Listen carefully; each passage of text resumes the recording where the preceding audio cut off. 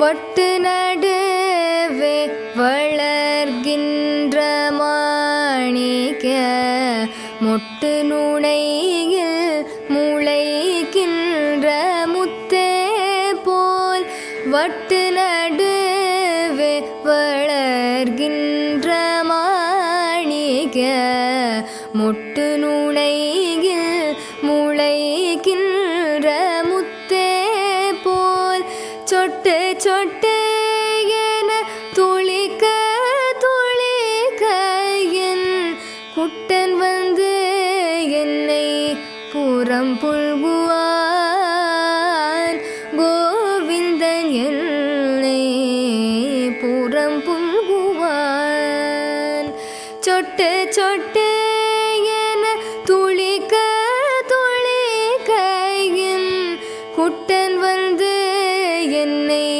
புறம் புல்குவான் கோவிந்தன் என்னை புறம் புல்குவான் கிண்கிணி கட்டி கிரி கட்டி கையினில் கிண்கிணி கட்டி கிரி கட்டி கையினில் கங்கணமிட்டு கழுத்தில் தொடர் கட்டி கிண்கிணி கட்டி கிரி கட்டி கையினில் கங்கணமிட்டு கழுத்தில் தொடர் கட்டி தன் கணத்தாலே சதிராய் நடந்து வந்து என் கண்ணன் என்னை பூரம் புல்குவான் என் பிரான் என்னை பூரம் புல்குவான் தன் கணத்தாலே சதிராய் நடந்து வந்து என் கண்ணன் என்னை பூரம் புல்குவான் என் பிரான் என்னை பூரம் புல்குவான் தன் கணத்தாலே சதிராய் நடந்து வந்து என் கண்ணன் என்னை பூரம் புல்குவான் என் பிரான் என்னை பூரம் புல்குவான் பொத்த ஊரலை கவிழ்த்து அதன் மேல் ஏறி பொத்த ஊரலை கவிழ்த்து அதன் மேல் ஏறி தித்தித்த பாலும் தடாவினில் வெண்ணையும் பொத்த ஊரலை கவிழ்த்து அதன் மேல் ஏறி தித்தித்த பாலும் தடாவினில் வெண்ணையும் மெத்த திரு வயிறு ஆர விழுங்கிய மெத்த திரு வயிறு ஆர விழுங்கிய மெத்த திரு வயிறு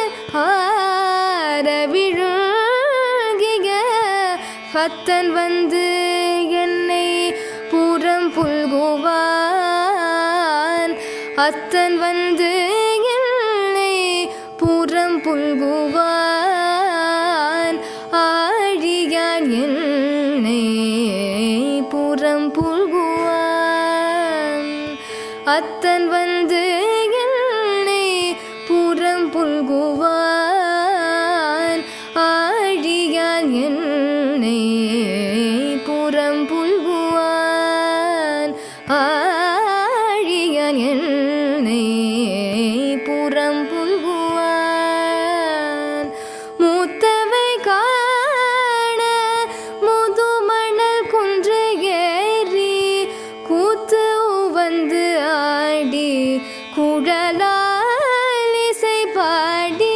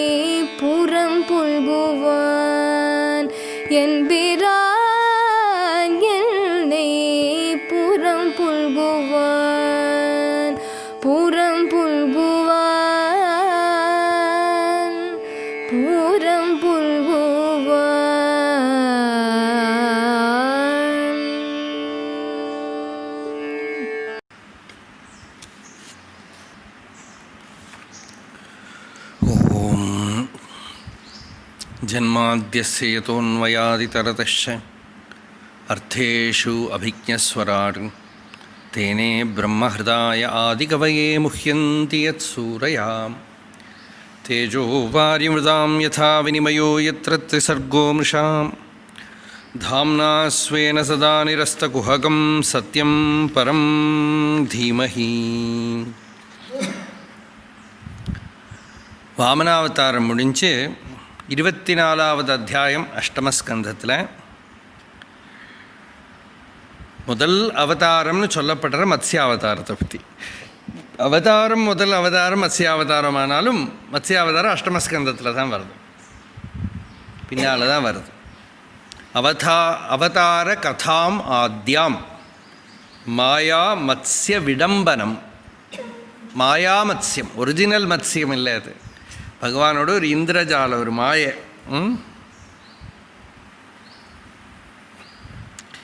அதனால் அந்த மத்ஸ்யாவதாரத்தை பற்றி கேட்குறா.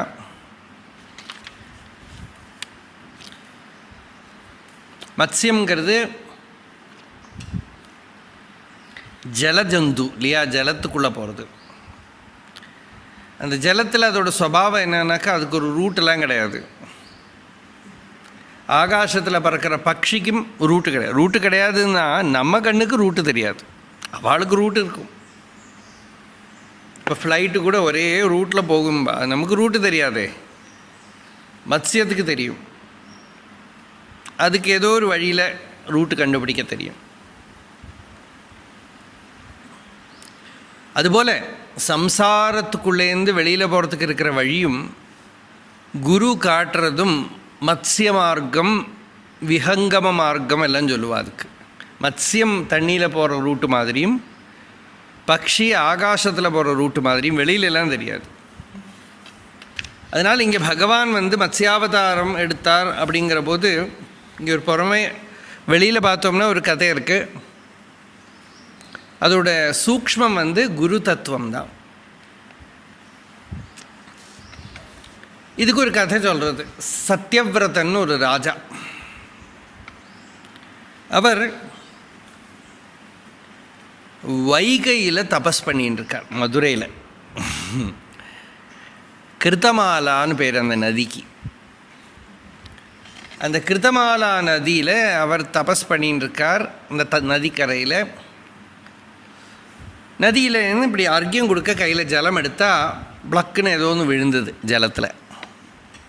அப்படி பார்த்தா குட்டி ஒரு மீன், இது ரொம்ப குட்டியாக இருக்கே, அப்படியே அந்த நதியிலேயே போட்டு விடலான்னு பார்த்தா அந்த மீன் பேச ஆரம்பிச்சிது. எந்த பாஷையில் பேசிட்டு கேட்காதுங்கோ. அது எப்படியோ கன்வே பண்ணிட்டு அந்த மத்ஸ்யம், என்னை திருப்பி இதில் போட்டு விடாதுங்கோ, பெரிய பெரிய மீன்லாம் இருக்குது, என்னை சாப்பிட்டுடும். தன் கமண்டலத்துக்குள்ளே போட்டுட்டார். அங்கேருந்து அவர் தங்குற குடிசைக்கு போகிறதுக்குள்ளே கமண்டலம் ஃபுல்லாகிடுது, பெருசாகிடுது. இவ்வளோ சீக்கிரமாக ஒரு மீன் வளருமா? எடுத்துன்னு போய் ஆசிரமத்தில் வச்சுட்டார். அடுத்த நாள் காலத்துக்குள்ளே இன்னும் பெருசாக எடுத்து ஒரு பாத்திரத்தில் தண்ணியிலலாம் வச்சுக்க முடியாது, ஒரு குளத்தில் விட்டார், நதியில் விட்டார். லாஸ்ட்டில் அந்த மீனை கொண்டு போய் கடலில் விடுறார். பார்த்தா பிருகதாகாரமாக இருக்குது அந்த மத்ஸ்யம் சொல்லித்து. அப்போ இவர் கேட்குறார், நீங்கள் யார்? ஒரு நாள் ராத்திரிக்குள்ளே இவ்வளோ பெருசாகிற ஒரு மீன் எங்கேயுமே சரித்திரத்தில் கிடையாது. அதுதான் மாயாமத்ஸ்ய விடம்பனம் அப்படின்னு. நிச்சயமாக நீங்கள் சாட்சாத் பகவான் தான் இருக்கணும். இப்படி வர்றதுக்கு காரணம் என்ன? இந்த மாதிரி ஒரு அவதாரத்தோட உத்தேசம் என்ன? எனக்கு அனுகிரகம் பண்ணுறதுக்காக என் கையில் அப்புறம் இப்படி பிரகதாரம் இல்லையா, குருங்கிறது அப்படி தான். முதல்ல பார்த்தா நம்மளை மாதிரி ஒரு மனுஷர் தானே, நம்ம கைக்குள்ள அடங்குற ஒரு ஆள் தானே. அப்புறம் பழக பழக பழக பழக அது பிருகதாகாரமான தத்துவம், அகண்டாகார தத்துவமாக தெரிகிறது. இப்போ இந்த மத்ஸ்யம் ரூபத்தில் பகவான் சொன்னார்,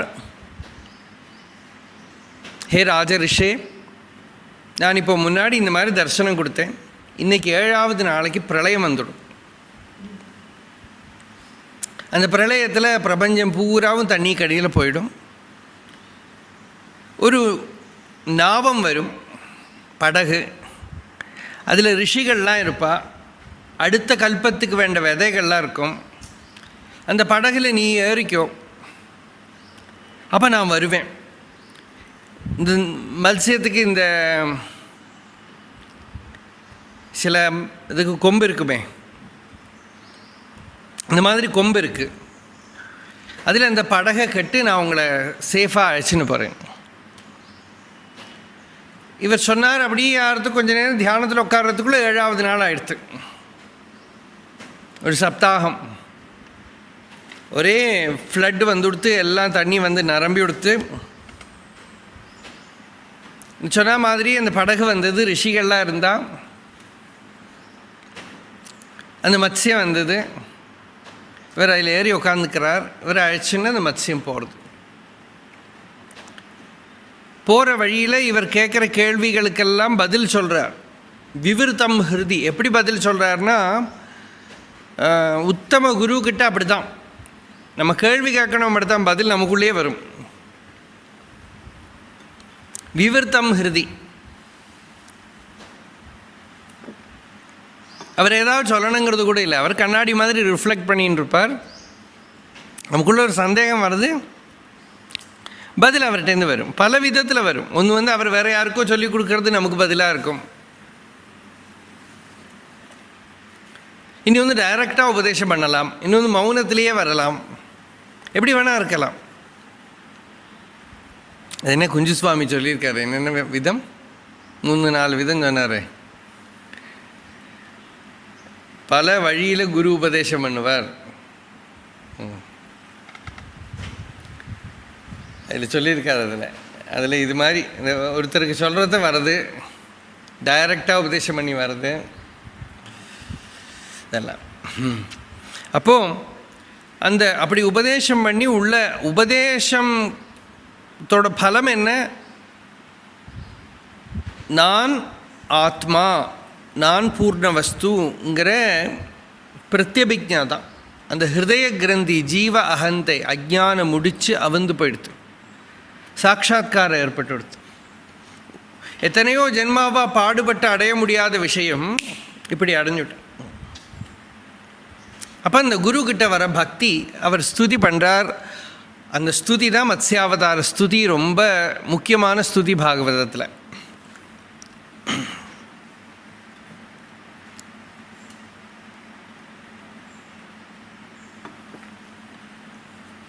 அநாத்ய வித்யோபஹதாத்மசம்வித தன்மூல சம்சார பரிஸ்ரமாதுராஹ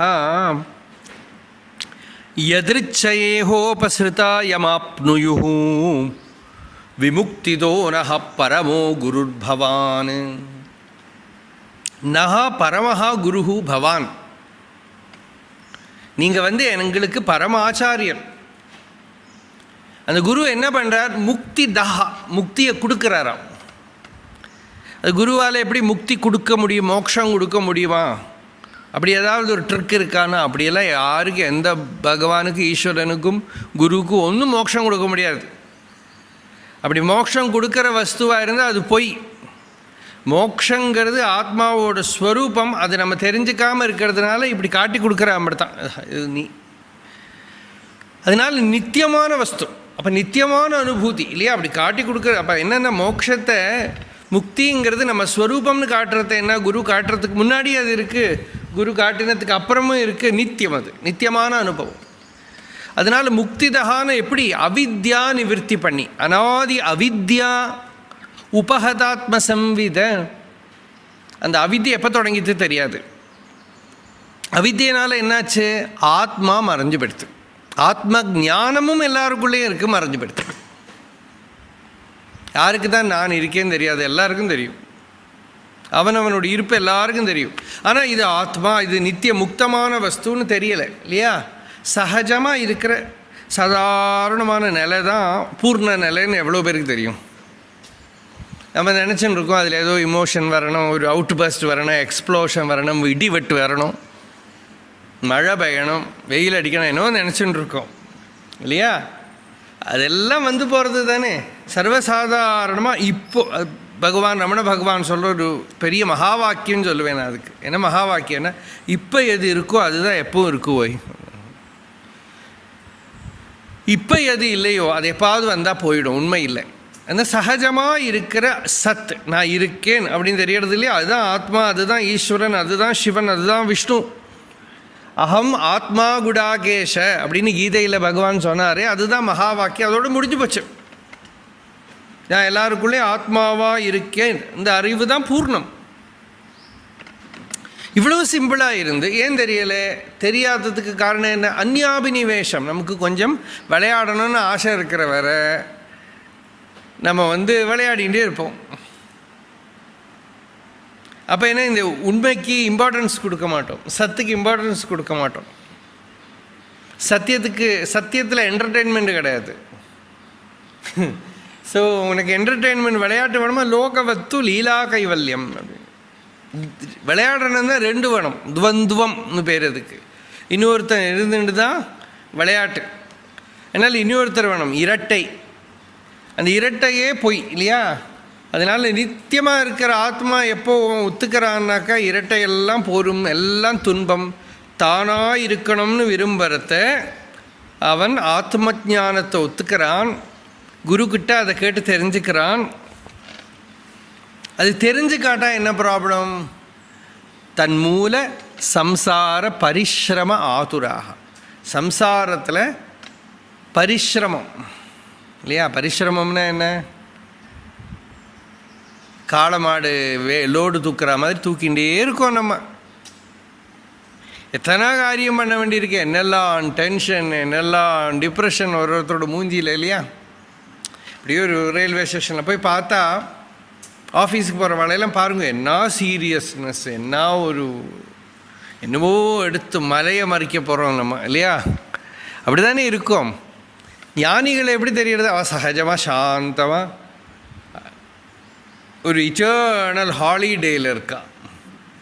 ஆனால் பெரிய காரியங்கள்லாம் பண்ணினா கூட பண்ணுறதுக்குள்ள ஸ்ட்ரெயின் ஒன்றும் இல்லை. நமக்கு சின்ன சின்ன காரியங்கள் பண்ணுறதுக்கு ஸ்ட்ரெயின், டென்ஷன். இது பரிசிரம, அது வியாதிங்கிறது பாகவதம். ஆதுரம்னாக்க வியாதி, டிசீஸ். என்ன டிசீஸ் வந்துடுத்து? டூவர்ஷிப், நான் கர்த்தா போக்தா. அப்படி பரிசிரம ஆதுராக, அதனால் சஃபர் பண்ணி அப்படி ரொம்ப கஷ்டப்பட்டதுக்கு அப்புறம் எதிர்ச்சையே ஹோபசிருதா. இந்த எதிர்ச்சாங்கிற பதத்துக்கு ரொம்ப இம்பார்ட்டன்ஸ். கீதையில் பகவான் எதிர்ச்சா லாப சந்துஷ்டகானார். எதிர்ச்சையாக என்ன கிடச்சதோ அதனால சந்தோஷம். என்ன எதிர்ச்சியாக கிடச்சது? ஞானம் கிடச்சது. இல்லாமல் எதிர்ச்சியாக வாழைப்பழம் கிடச்சா உள்ள சந்தோஷம் இல்லை, அது சட்டுன்னு போயிடும். எதிர்ச்சையாக ஞானம். எதிர்ச்சா சப்தத்துக்கு அர்த்தம் என்னென்னா ஈஸ்வர அனுகிரகம், கிருபைன்னு அர்த்தம். அந்த கிருபையினால் என்ன கிடச்சிது? ஆத்ம ஜானம் கிடச்சி சந்தோஷம். இல்லாமல் எதிர்ச்சியாக ஏதாவது கிடச்ச சந்தோஷம் எப்படி வரும்? காமனாக கீதா ஸ்லோகத்துக்கு அப்படி தான் அர்த்தம் சொல்லுவாள். எதேச்சையாக கிடச்சதை வச்சுன்னு சந்தோஷப்பட்டுக்கிறான்னு. அது பிச்சைக்காரன் தான் பண்ணுறான். அந்த சந்தோஷம் இல்லை. எதேச்சாங்கிறது ஆத்ம ஜானத்தை குறிக்கிறது. ஆத்ம ஜானத்தினால கிடச்சிது. எதிர்ச்சையே ஹோபசிருத்தா, எல்லாம் வெல் பிளான்ட். அந்த கிருப்பை ஒர்க் பண்ணுற டைமில் குருவை பார்க்குறான். அப்போ என்ன அப்பாடான்னு இருக்கு இவனுக்கு. இந்த சம்சாரத்தில் படாத பாடுபட்டு ஒரு கதை சொல்லுவேன் நான் எப்போவுமே. இந்த இன்சிடெண்ட்டு தஞ்சாவூர் பக்கத்தில் இருக்கிற ஒரு ஃபேமிலி, ஒரு தெரிஞ்ச ஃபேமிலி. அவள் புள்ள நாட்டு பொண்ணு எல்லாம் கலிஃபோர்னியாவில் இருக்கா.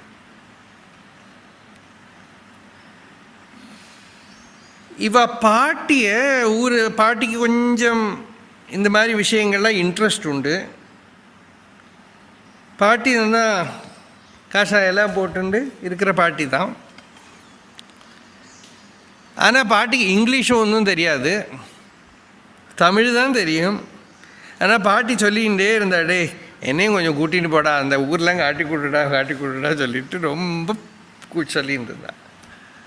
அவள் பேரன் பிளான்லாம் பண்ணி பாட்டி அழைச்சின்னு போனான் கலிஃபோர்னியாவுக்கு, ஊர் காட்டி கொடுக்கறதுக்கு. அது என்னாச்சு, ஊர் காட்டி கொடுத்து ஏதோ சிட்டியோ ஏதோ இடம் பார்க்க போன இடத்துல பாட்டி மிஸ் ஆகிட்டான்.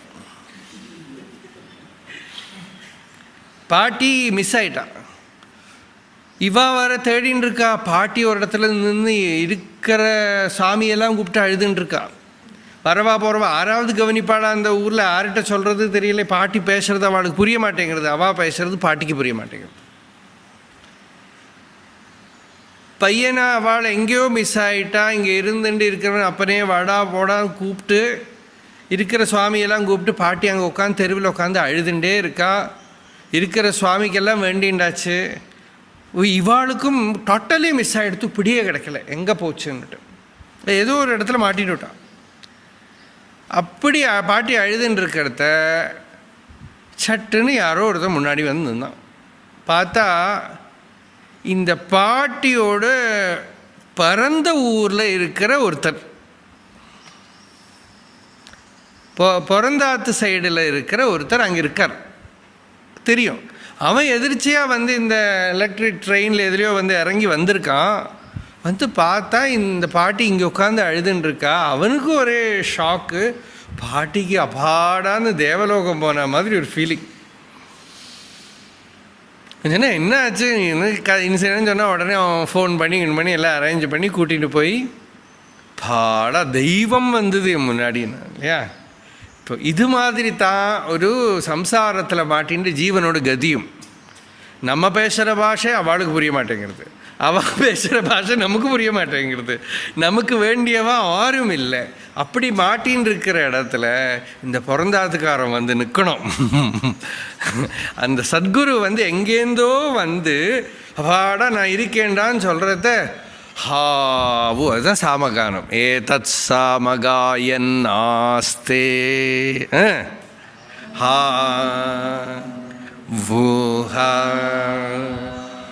வூஹா வூ. ஏன் அவ்வளவு சாமகானத்தில் அப்படி? சாமம்னாலே ரிலாக்ஸேஷன் அர்த்தம் சாம சப்தத்துக்கு. ஏன் அப்படி ரிலாக்ஸ் ஆகிட்டான்னா அகமன்னம் அகமன்னம் அகமன்னம் அகமன்னாதோ ஓஹமன்னாதோ ஓஹமன்னாதஹ அஹக் ஸ்லோககிருத் அஹக் ஸ்லோககிருத் அஹக் ஸ்லோககிருத் அஹமஸ்மி பிரதமச்சாருதாஸ்ய பூர்வம் தேவேभ्यो அமிர்தஸ்ய நாபாயி யோ மா ததாதி ச இதேவமா வா அஹமன்னமன்னமதந்தமத் அஹம் விஸ்வம்புவனமப்யபவாம் சுவர்ணஜோதி. வேதம் முடியறது எப்படி? அதுதான் அழகு இல்லையா? சுவர்ணஜோதின்னு முடியாது, அந்த ஸ்வர்ண ஜோதியம், அந்த கோல்டன் ரேடியன் ஸ்வயம் பிரகாஷ வஸ்துன்னு முடியறது. அந்த ரிஷி என்ன சொல்கிறான்னா, சாதனை பண்ணுற போது இதெல்லாம் மேட்டர் நான் கான்ஷியஸ்னஸ், இது மேட்டர் நான் கான்ஷியஸ்னஸ், ஜடம் சைத்தன்யம்னு பிரித்தார். சாட்சாத்காரம் வந்து அவர் பார்க்குற போது அவருக்கு எப்படி இருக்குன்னா, ஜடமும் சைதன்யம் ரெண்டா இல்லை, ரெண்டும் ஒன்று தான். அந்த ரெண்டு இருக்கிற வர ஸ்ட்ரெயின். அதுதான் அத்வைதத்தோட பெரிய விஷயம். என்னதுனாக்கா, சாங்கியர்கள் அந்த பௌத்தர்கள் எல்லாம் மேலே வந்தான்னு ஒத்துக்கிறா. ஆனால் ரொம்ப ஸ்ட்ரெனவஸ்வான ஒரு பிளெயினில் நிறுத்தினுட்டா. சாட்சி விட்னஸ்ங்கிற பிளெயினில் நின்றுட்டா. அந்த விட்னஸ் ஹூட் இருக்கிற வரைக்கும் இட் இஸ் டூ ஸ்ட்ரெனவஸ். நம்ம அவேர்னஸ் எல்லாம் சொல்கிறோமே, ரொம்ப ஸ்ட்ரெனவஸ். நான் I should be always aware, duality is there, துவைதம் இருக்குது. இவன் பெரிய டென்ஷன். அந்த டென்ஷனை முடித்தப்போ என்ன பண்ணாரான் அவன்? அந்த அவேராக இருக்கார், ஒரு சாப்பாடு சாப்பிட்டுட்டான். சுரேஸ்வராச்சாரியர் சொன்னார், சாப்பாடு வெளியில் இருக்கிறது ஹெவி, உள்ளே போட்டு டைஜஸ்ட் ஆகிடுத்தானா தெரியவே தெரியாதே, பாடியோட பார்ட் ஆகிடுமே. அது மாதிரி தான் ஞானிக்கு விஸ்வம்ங்கிறார். கபலித கன விஸ்வரூபா அப்படின்னு அருணாச்சல பஞ்சரத்னத்தில் வருது. விஸ்வத்தை சாப்பிட்டு முழுங்கி ஜீர்ணம் பண்ணிவிட்டானால் விஸ்வம் தன்னிலிருந்து அந்நியமாக இல்லை. அந்நியமாக இருக்கிற வேற ஸ்ட்ரெயின் இருக்குது, ஒரு ஸ்ட்ரெஸ் இருக்குது, ஒரு ஹெவினஸ் இருக்குது. அந்த ஹெவினஸ் போயிடுது. அப்போ என்ன சொல்கிறார்? ஹா ஊ அப்படின்னு ஆயிடுது. ஏன்? அகம் அன்னம் அதந்தமத்மி. நான் சாப்பாடாகவும் இருக்கேன், அதான மேட்டராகவும் இருக்கேன், அதை அனுபவிக்கிறவனாகவும் இருக்கேன், அனுபவமாகவும் இருக்கேன். திரிபுட்டியெல்லாம் போயிடுத்து. அனுபவிக்கிறது அனுபவிக்கப்படுறது எல்லாம் ஒன்றா போயிடுத்து. அகண்டாகாரம் ஆயிட்டேன். அகம் விஸ்வஸ்ய அபியபவாம். விஸ்வத்தை, இந்த பூவனத்தையெல்லாம் தாண்டி நிற்கிறேன். அகமஸ்மி பிரதமஜா, நான் தான் முதல்ல ஜனிச்சவன், ப்ரிமார்டியல் பீயிங், எல்லாத்துக்கும் முன்னால் இருக்கிற வஸ்து அப்படின்னு சொல்லி அந்த சுவர்ண ஜோதியை அப்படி முடிக்கிற போது அப்பாடான்னு இருக்கான். இந்த ஒரு நிலையை சத்குரு கொடுக்கறத ஒரு பக்தி வருது. பக்தி அப்போ தான் வரும். அந்த ஆட்கொண்டு நமக்குள்ளே இருக்கிற அவித்தையை நீக்கம் பண்ணி, அகங்காரத்தை நீக்கம் பண்ணி, நமக்கு ஆத்ம ஞானத்தை கொடுத்தவர்கிட்ட வரக்கூடிய அன்புக்கு பேர் தான் பக்தி. அந்த அன்பு வந்து தான் இந்த ராஜா சொல்கிறார், நீங்கள் இப்படி ஒரு அனுகிரகம் பண்ணீங்களே, விமுக்திதோன பரமோ குருர்பவான் ஜனஹா அபுதோயம் நிஜ கர்ம பந்தனஹா. இந்த தத்துவஜானம் வர வரைக்கும் மனுஷாலோட நிலை என்ன? ஏதோ பண்ணி பண்ணி பண்ணி பண்ணி மாட்டிக்கிறான். நிஜ கர்ம பந்தனஹா. அவனை கட்டி போடுறதுக்கு வெளியில் இருக்கிறது ஒன்றும் வேண்டாம், அவனோட கர்மாவே அவனை கட்டி போடுறது, அவனோட கர்மாவே அவனை பாண்டேஜ் கட்டி போடுறது, பந்திக்கிறது. ஜனோ அபுதோயம், அபுதஹானா இக்னரண்ட் ஃபூல். நிஜ கர்ம பந்தனஹா சுகேச்சையா கர்ம சமீகத்தே அசுகம். சுகத்துக்காகன்னு ஏதோ பண்ணுறான், அதுலேருந்து பெரிய அசுகம் வருது. நிறைய காரியம் அவன் பண்ணுறது சுகம் கிடைக்கும்னு பண்ணுறான் இல்லையா? அந்த ஒட்டகம் முள்ளு தின்னும், அதோட நாகம் உடஞ்சி ரத்தம் வந்துட்டே இருக்கும், ஆனாலும் திருப்பி முள்ளு தான் தின்னும். இது மாதிரி தான் நம்மளும் விஷய சுகங்கள்லேருந்து துக்கம் வருது, காம்ப்ளெக்சிட்டிஸ் வருது, ப்ராப்ளம்ஸ் வருது, திருப்பி அதுலேயே தான் போய் விழுந்துட்டே இருப்போம் நரகத்துக்குள்ளே. சுகேச்சையா எதுக்கு போகிறான்? சுகத்துக்காக இல்லையா? இந்த குடிகார பையெல்லாம் பாருங்கோ, குடிச்சுட்டு நிறைய கஷ்டப்படுவேன், திருப்பியும் குடிப்பான். சிகரெட்டு பேக்கெட்லேயே எழுதி வச்சுருக்கோம் இன்ஜூரியஸ் டு ஹெல்த், கேன்சர் வரும், எல்லாம் அதை படிச்சுட்டே குடிச்சுட்டு இருப்பான். சுகேச்சையா கர்ம சமீகத்தை அசுகம் இல்லையா? நமக்கு சுகத்துக்கு நினச்சிட்டு அசுகம், நமக்கு கஷ்டம் வர கர்மாவெல்லாம் பண்ணுறோம். சரி, அதுலேருந்து எப்படி வெளியில் வருது? இந்த ஹேபிட் ஃபார்ம் ஆகிடுத்தேன். நமக்கு ஞானத்துக்கு, பகவத் அனுபவத்துக்கு, மனசு சாந்தமாக இருக்க தடை என்னன்னாக்கா ஹேபிட்டு, மெமரி, இமேஜினேஷன், இதெல்லாம் தான் தடை. இதெல்லாம் தான் தடை. ஃபிசிக்கலி இருக்கிற சில ஹேபிட்டுனால கஷ்டப்படுவோம். மனசோட ஹேபிட்டு தான் மெமரி, இமேஜினேஷன். முன்னால் நடந்த ஏதோ ஒரு விஷயம் அது இப்படி மனசில் வந்துட்டே இருக்கும், அதை வச்சுன்னு ஃப்யூச்சரில் பாவனை, இதெல்லாம் தான் தடை. இந்த தடை எப்படி நீக்கம் பண்ண முடியும்? அதுக்குத்தான் சத்குருவுக்கு உங்கள் சேவை ஒன்றும் வேண்டாம். குருக்கிட்ட நீங்கள் பாட்டு உபதேசம் வாங்கிட்டு போயிட்டா போகிறோம் ஞானத்தை. குரு சேவை பண்ணுறது என்னன்னாக்க இந்த ப்ராப்ளத்தை நீக்கம் பண்ணுறதுக்கு தாங்கிறது. எது சேவையா தாம் விதுனோதி அசன்மத்தியம். இந்த புத்தியில் இருக்கிற தோஷம், ஃபிசிக்கல் பாடியோட ஹேபிட்டு, மென்டல் இமேஜினேஷன்லாம் நீக்கிறதுக்கு அந்த மாதிரி ஒரு குருநாதர்கிட்ட இருந்து சேவை பண்ணி அந்த புத்தியை தெள்ளத்தெளிவு பண்ணுற வரைக்கும் தேக்கணும் அங்கே போட்டு. விதுனோதி அசன்மத்தியம். அவரோட உபதேசம் என்ன பண்ணுறது? கிரந்திம் சபிந்தியாத், ஹிருதய கிரந்தி, அஜ்ஞான கிரந்தி. நான் அடிக்கடி நம்ம கஷ்டப்பட்டுட்டு எனக்கு இப்படி இருக்குது, மனசு சரியா இல்லை, அது இதுன்னு அவர்கிட்ட போவோம். அவர் என்ன சொல்லுவார்? நீயே இல்லைடா, உனக்கு எது இங்கே இது வந்தது? நான் இல்லைங்கிறதெல்லாம் தத்துவம் எல்லாம் தெரியும், ஆனால் அடிக்கடி மறந்து நான் வந்துடும். நான் எனக்கு கஷ்டம், எனக்கு எத்தனை துக்கங்கள் இருக்குது தெரியுமா, எத்தனை ப்ராப்ளம் இருக்குது தெரியுமா, போ நீ யார் அப்படி இந்த ப்ராப்ளம் எல்லாம் வச்சுட்டு இருக்கிற நீ யார்? அந்த நான் யாருன்னு பார்த்தா நானே காணும். அப்போ சாந்தமாயிடும். பின்ன திருப்பி சாயந்தரம் ஆகிறதுக்குள்ள திருப்பி வரும். இப்போ திருப்பி சாயந்தரம் குருக்கிட்ட போய் கேட்கணும். காத்தாலும் ஒருக்கா கேட்கணும், மத்தியானம் ஒருக்கா கேட்கணும், சாயங்காலம் ஒருக்கா கேட்கணும். இதுதான் திரிகால சந்தியாவந்தனம். 3 சமயத்துலேயும் மறந்து போயிடும். இந்த மறந்து போகிறதுக்கு தான் மந்தேஹாஹா அப்படின்னு வேதம் சொல்கிறது. சட்டுன்னு அந்த தமோ குணம் என்ன பண்ணும்? உள்ள ரஜோகுணத்தை உள்ள நுழைச்சி, தமோ குணம் உள்ள நுழைஞ்சு, எனக்கு ஒரு டவுட் இருக்குது, எல்லாம் புரியறது, அதனால என்னவோ போட்டு கஷ்டப்படுத்துறது, பெரட்டுறது அப்படின்னு. ஆருக்கு பெரட்டுறது, கஷ்டப்படுத்துறது? ஆறு நான்கிறது என்ன அப்படின்னு கேட்டால் புஷ்ஷுன்னு போயிடும். அப்புறம் திருப்பி கொஞ்ச நேரம் ஆறும்போது திருப்பியும் இந்த அகங்காரம் வரும். அதனால அந்த நிசேஷம் இது ஒரு ஹேபிட் ஆக்குமே. இந்த அகங்கரிக்கிறதுங்கிறது ஹேபிட். நம்ம ஏதாவது பாவனை பண்ணோம்னா அந்த பாவனை ஹேபிட் ஆகிடும், ஒரு மெமரி ஹேபிட் ஆகிடும், இமேஜினேஷன் ஹேபிட் ஆகிடும். அது அந்த ரட்டுக்குள்ளே மாட்டின்றோன்னா நம்மளால் வெளியில் வர முடியாது. அதனால யத் சேவையா, அங்கே போய் சேவை பண்ணுறது, அவர்கிட்ட கேட்டுக்கிறது, அந்த பக்தி சாதனையில் போனது, நம்ம அட்டென்ஷனை அலௌகிகமான பிளெயினுக்கு தூக்கி விடணும். அப்படி தூக்கி விடுறதுக்கு தான் அந்த சத்குருவுக்கு சேவை பண்ணி அப்பப்போ அவர்கிட்ட உபதேசத்தை கேட்டுன்னு இந்த ஜீவாகந்தை உண்மைங்கிற பிரமையை நீக்கணும். கிரந்திம் சபிந்தியாத் ஹிருதயம் சனோ, ஹிருதய கிரந்தியை பேதம் பண்ணுறது அப்படின்னா அகங்காரம் முடிச்ச இல்லாமல் பண்ணுறது. நீ நான் அடிமுடி காணா முடிவிடு தன்னை நேர் முடிவிட கடனிலை அருணாச்சல அப்படி. அதுக்கு அடியுங்கான முடியுங்கான முடிச்சு இல்லையா, போட்டு சிக்கு பிடிச்சி கிடக்கு.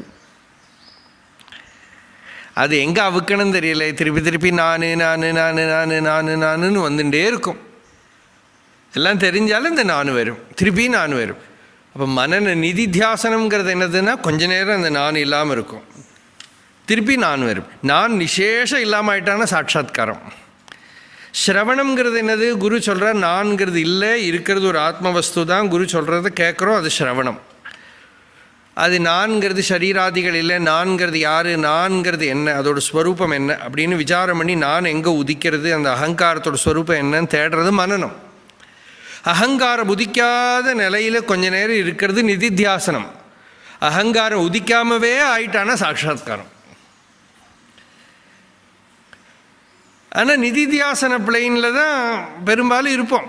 அப்பப்போ ஜடக்கு மறந்து போய்டும், திருப்பி திருப்பி வரும். அப்போ திருப்பி திருப்பி போய் கொஞ்ச நேரம் இருந்து நான் உதியாது உள்ள நிலையில் இருக்கணும், நாம் அதுவாய் உள்ள நிலையில் இருக்கணும். நான்கிறது உதிக்காமல் அகண்ட வஸ்துவாக கொஞ்ச நேரம் இருக்கும். திருப்பியும் நான் வந்துடும், திருப்பி அகங்காரம் வந்துடும். கர்த்தா போக்தாபி அகமிதி திருடா யாஸ்ய சம்சார ஹேது. விவேக சூடாமணியில் சங்கராச்சாரியர் சொல்கிறார், ஞாத்தே வஸ்துனி அப்படி பலவதி வாசனா அநாதிரேஷா. அநாதியான இந்த வாசனை இருக்கே, நல்ல கிளாரிட்டியெல்லாம் எல்லாம் புத்திக்கெல்லாம் தெளிவாக தெரிஞ்சு ஒரு சின்ன கிளிம்ஸ் கிடச்சா கூட திருப்பி கொஞ்ச நேரத்தில் கர்த்தா போக்தாபி அகமிதி, நான் தான் கர்த்தா நான் தான் போக்தா எல்லாம் வந்துடும். பல விதத்தில் தோணிவிடும் இல்லையா. நான் கர்த்தா இல்லை, நான் போக்தா இல்லை, நான்கிறது யார் அப்படின்னு உள்ள ஆழ்ந்து விசாரம் பண்ண பார்க்கணும் எல்லாம் சொல்லி உபதேசம் எல்லாம் பண்ணிவிட்டு அதுக்கப்புறம் இந்த பக்கம் நான் எத்தனை க்ளீனாக சொன்னேன் கவனிச்சுட்டீங்களா, அதுலேயே போய் மாட்டின்னு விடுவோம். அந்த டூவர்ஷிப் இல்லைங்கிறது இந்த மாதிரி கிளாரிட்டியோடு நீங்கள் எங்கேயாவது கேட்டிருக்கீங்களா? எதில் சொன்னோமோ அதுலேயே போய் மாட்டின்னு விடுவோம் இல்லையா. அப்போ கர்த்தா போக்தாபி அகமதி, நான் தான் கர்த்தா நான் தான் போக்தான்னு போய் மாட்டின்னு விடுவோம். திருடா ரொம்ப பலம் அது. சம்சார ஹேத்து, அதுதான் சம்சாரத்துக்கு காரணம். திருப்பி துக்கத்தெல்லாம் துக்கம் அதுக்கு மேலே தான் ஏறி உட்காந்துக்கிறது. பிரத்யக் திருஷ்டியாத்மனி நிவசதா சாபனேயா. அது எப்படி நீக்கம் பண்ணுறதுன்னு அதை சண்டை போட்டுட்டோன்னு காரியம் இல்லை. அந்த ஆத்மனி நிவசதா, ஆத்மாவில் திருஷ்டியை உள்ள திருப்பி ஆத்மாவா கர்த்திருவ போக்திருத்துவம் இல்லாமல் சுஷுப்தியில் இருந்த மாதிரி ஜாகிரத்தில் இருந்து அந்த ஹேபிட்டை நீக்கம் பண்ணணும். இல்லாமல் இது கூட சேர்ந்து நீக்கம் பண்ண முடியாது. அது இல்லைன்னு புத்திக்கு கன்வின்ஸ் பண்ணுறது ஒரு பிளைன், அதை போரும். செத்துத்தான் பாருமே அப்படின்னாரு, செத்தாரை போல திரி அப்படின்னா. அந்த அகங்காரம் உதிக்காமல் எழும்பாமல் இருக்கிற அந்த நிலையில் இருந்து சும்மா இருந்து நிശ്ചலமாக இருந்து தான் தாண்டி போகணும். அந்த கிரந்திம் சபிந்தியாத் ஹிருதயம் சனோ குரு யத் சேவையாக்னேரிவ ருத்ரரோதனம் புமான் விஜஹ்யாத் மலமாத்மனஸ்தமாம். வெள்ளி இருக்கும் இல்லையா, வெள்ளிக்கு ருத்ரரோதனன்னு பேர். சோரோதீத் சொல்லுங்க, எதத்தில் வருது? எதரோதீத் தத்ருத்ரஸ்ய ருத்ரத்வம், அதுலேருந்து ரஜதம் வந்தது. அதனால் ரஜந்தம் யக்ஞத்தில் நதேயம், யக்ஞத்தில் கொடுக்கப்படாது எல்லாம் சொல்லுவா. அதெல்லாம் அந்த ரஜதத்தை வெள்ளியை அக்னியில் போட்டு ஸ்புடம் பண்ணி எடுக்கிறது, சொர்ணத்தை அக்னியில் போட்டு ஸ்புடம் பண்ணி எடுக்கிறதெல்லாம் பண்ணுவாளே. யதா எத் சேவையா அக்னியில் போட்டு ஸ்புடம் பண்ணி எடுக்கிற வெள்ளியோ சொர்ணமோ மாதிரி சத்குருக்கிட்ட இருந்து போட்டு ஸ்புடம் பண்ணி எடுத்து விஜஹ்யாத்து மலம் ஆத்மனஸ்தமஹ, ஆத்மாவை மறைக்கக்கூடிய ஆவரணம், அஜ்ஞான ஆவரணமாகிற அழுக்க இவன் நீக்கம் என்றான். பஜேதவர்ணம் நிஜமேஷ சோவ்யா, தன்னோட சுவாபாவிகமான நேச்சுரலான அந்த ரேடியன்ஸ், அந்த இஃபல்ஜன்ஸை இவன் மொள்ள அடையிறான். அந்த நிலையை நமக்கு கொடுக்கக்கூடிய பரமோ குரோர் குரு, அவன் குருக்கெல்லாம் குரு. எல்லா குருமாருக்கும் பெரிய குரு யாருன்னா அந்த நிலையிலேயே இருந்து வழிகாட்டுறோம் குரோஹோ குருஹு அப்படின்னு. சுரேஸ்வராச்சாரியர் நைஷ்கர்மிய சித்தியில் சங்கராச்சாரியரை ஸ்துதி பண்ணுறத பேரெல்லாம் சொல்ல மாட்டா, சங்கராச்சாரியர்னு எல்லாம் வராது. இங்கே ஆச்சாரியர் குரு அவ்வளோ சொல்கிறத குருஹு அப்படிங்கிறார். குருமார்களுக்கெல்லாம் குருஹு அப்படின்னு.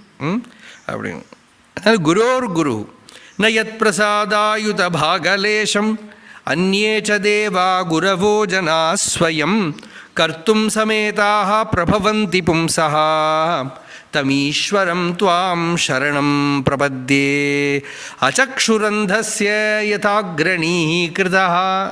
எங்கே கேட்டிருக்கீள் இது? அசக்ஷுஹு அந்தஸ்ய யதா அக்ரணீஹி கிருதஹ அந்தேனைவ நீயமானா யதாந்தாஹ அவித்யாயாமந்தரே வர்த்தமானாஹ பண்டிதம் மன்யமானாஹ ஜங்கன்யமானாஹ பரியந்தி மூடாஹ அந்தேனைவ நீயமானா யதாந்தாஹ. இல்லையா? அவித்யாயாமந்தரே வர்த்த, ஸ்வயம் பெரிய இக்னரன்ஸுக்குள்ளே இருக்கான். நான் தான் தீரன், பண்டிதன், ஞானி எல்லாம் நினச்சிக்கிறான். அவனுக்கு இருட்டுக்கு போகிற வழி தெரியாது, மற்ற வாழையெல்லாம் கூப்பிடுறான், எல்லோரும் வாங்கோ வழி காட்டுறேன்னு சொல்கிறான். அச்சக்ஷுஹு, கண்ணு தெரியாதவன். அவனோட லாஜிக் என்னதுன்னாக்கா, கண்ணு தெரியாதவாளோட தெரியாதவாளோட கஷ்டம் கண்ணு தெரியாதவாளுக்கு தான் தெரியும். அதனால் நமக்கு கண்ணு தெரிகிறவனும் இங்கே வழி காட்டப்படாது. கண்ணு தெரிகிறவனுக்கு நம்ம ஸ்லேவாக இருக்கப்படாது. நம்ம கண்ணு தெரியாதவாள் தான் வழி நடத்தணுமே தவிர, கண்ணு தெரிகிறவனோட அவன் எப்படி நம்மளை ரூல் பண்ணலாம். அதனால் நான் உங்களுக்கு வழி காட்டுறேன் அப்படிங்கிறான் இந்த கண்ணு தெரியாத குருடான். அதனால் இந்த சம்சாரங்கிறது அப்படி தாங்கிறது. ஒரு அஜ்ஞானிக்கு இன்னொரு அஜ்ஞானி வழிகாட்டி 2 பேருமா சேர்ந்து எங்கேயாவது குழியில் போய் விழுறதுக்கு தான் இந்த சம்சார வாழ்க்கை. நம்மளோட எஜுகேஷ்னல் சிஸ்டம், படிப்பு, புஸ்தகங்கள் எல்லாம் கண்ணு தெரியாதவா எழுதி வச்சது தான். அதுதான் மற்ற வாழ்க்கெல்லாம் யூஸும் ஆகும். அவளுக்கெல்லாம் எனக்கு இந்த குரோப்பிங் அதெல்லாம் தான் அவளுக்கு புரியும். அவளுக்கு பளிச்சுன்னு வெளிச்சம் அப்படி பார்க்க முடியும்னாக்கா அவள் நம்பவே மாட்டாது, யாரோ பொய்ய சொல்கிறாம்மா. ஏன்னா பரம்பரையாக நம்ம குருடர்களாக இருக்கிறதுனால எங்கள் அப்பா இதை சொல்லலை, தாத்தாவுக்கு இது சொல்லலை, பின்ன புதுசாக இவன் மட்டும் ஏன் சொல்கிறான்னு கேப்பா. அதனால் அசக்ஷுரந்தஸ்ய யதாக்ரணீஹி கிருதஹ ததா ஜனஸ்ய அவிதுஷா அபுதோ குரு. அறிவில்லாதவனுக்கு அறிவில்லாதவன் குரு. ஆத்மாவை தெரிஞ்சு அறிவில்லாதவன்னா இங்கே என்ன அர்த்தம்னா, ஆத்மாவை தெரிஞ்சுக்காதவன். சத்தியம் தன்னில் இருக்குது, தனக்குள்ளே இருக்குது, எல்லாருக்குள்ளே ஒரு வஸ்து தான் இருக்குது, ஒன்றுக்கும் பேதம் கிடையாது, மேலு கீழே அது இதெல்லாம் நம்ம பாவனை தானே தவிர ஒரு செப்பரேஷன் கிடையாது. எல்லாத்தையும் பின்னால் அதிஷ்டானமாக இருக்கிறது ஒரு ஆத்மா தான் தெரிஞ்சுன்னு இருக்கிறவன் வேற கிளாஸ். அப்படி இருக்கிறவன் லோகத்தில் அபூர்வம் இல்லையா? எல்லாரும் ஆத்மா தான், ஒரு பேதமும் இல்லை. பேதத்தை எல்லாம் நிவர்த்தி பண்ணி சர்வாத்ம பாவத்தில் இருக்கிறவன் ரொம்ப ரேர். அவனை யாரும் ஒத்துக்க மாட்டான். எல்லாம் இந்த பேதங்கள், இந்த பேதம், அந்த செப்பரேஷன் எல்லாம் யார் சொல்கிறாளோ அவனை தான் நமக்கு பிடிக்கும். அதனால அபுதஹா குரு, நமக்கு அந்த அபுதனான குரு தான் வேண்டியிருக்கு. ஜெயிலுக்குள்ளே கிடக்கிற எல்லாரும் ஜெயிலேருந்து வெளியில் போகிறத பற்றி ஒருத்தன் பேசினா அவன் ஒத்துக்க மாட்டேங்கிறான். ஏன்னா அவள் 10-40 வருஷமாக ஜெயிலுக்குள்ளே தான் இருக்கா. இந்த ஜெயிலுக்கு பெயிண்ட் அடிக்கிறது, ஜெயிலுக்கு ஏசி போடுறது, ஜெயிலுக்குள்ளே இட்லிக்கு பதிலாக கொழக்கட்டை பண்ணி கொடுக்கறது, இதுக்கெல்லாம் நீங்கள் ஸ்ட்ரைக் வேணால் பண்ணால் it looks rational. There is no world outside. What are you going to do by going outside? Without this iron bars you cannot see. அதுதான் ஜெயில்காரனோட லாஜிக்கு. இந்த கம்பிக்குள்ளால தான் அவனுக்கு பார்க்க முடியுமாம். கம்பி இல்லாட்டா எப்படி பார்க்குறது? இப்போ இந்த கம்பி இருக்குது, நடுவில் ஸ்பேஸ் இருக்கிறதுனால தெரியறது. இதெல்லாம் எடுத்துவிட்டா எப்படி தெரியுங்கிறான். இந்திரியங்கள்லாம் இருந்தால் தான் தெரியும், மனசு இருந்தால் தான் தெரியும், புத்தி இருந்தால் தான் தெரியும். ஆத்மாவால் எப்படி தெரியும்? அதனால் தெரியலை அவனுக்கு. அதனால் துவமர்க்கதிர்க் திருஷாம் சமீக்ஷண, எல்லாரும் கண்ணுக்குள்ளேயும் இருந்துட்டு சூரியன் போல நீதான் ஜொலிக்கிற பகவானே, ஒன்னைத்தான் நான் வரிச்சுக்கிறேன். விருதோ குருன்ன ஸ்வகதிம் புபுத்சதாம், ஆத்ம ஜானம் வேணுங்கிறவா ஒன்னைத்தான் குருவாக வரிச்சுப்பா. ஒரு மனுஷன் இன்னொரு மனுஷனுக்கு வழிகாட்டி கொடுத்தா அஜ்ஞானத்தில் தான் போய் விழ முடியும். ஞானிகள் ஜீவன் முக்தர்கள்லாம் வழிகாட்டுறான்னா அவள் வழிகாட்டலை, அவளுக்குள்ளே இருந்து பகவான் தான் வழிகாட்டுறான். ஒரு வியக்தி மனசு, ஒரு இண்டிவிஜுவல் மைண்டு வர ஒருத்தனுக்கு வழிகாட்ட முடியாது. அவள் ஞானிகள் கூட அவள் இடப்படவே மாட்டா, பார்த்துட்டே இருப்பாள். அவளுக்குள்ளே இருக்கிற வஸ்து இன்னொருத்தருக்கு வழிகாட்டுறதுக்கு அவள் குறுக்கே வராமல் இருப்பாள், அவ்வளோதான். அவள் வந்து நான் வழிகாட்டுறேன்னு சொல்ல மாட்டாள், நான் குருன்னு கூட சொல்ல மாட்டாள். அதனால் அவளோட சம்பிரதாயமே ஜனோஜனஸ்ய ஆதிஷத்தை அசதிமதியும் யதா பிரபத்தியேது துரத்தேயம் தமஹா. ரெண்டு பேரும் தாண்ட முடியாத இருட்டுக்குள்ளே போய் விழுந்துடுவா. துவம் து அவ்யயம் ஞானம் அமோகமஞ்சசா பிரபத்தியதே ஏன ஜனோ நிஜம் பதம். ஒன்றை ஃபாலோ பண்ணினாத்தான் அவா ஸ்வஸ்வரூப பதத்தை, நிஜம் பதம், அந்த பதத்தை அடைய முடியும். இப்படி சொல்லி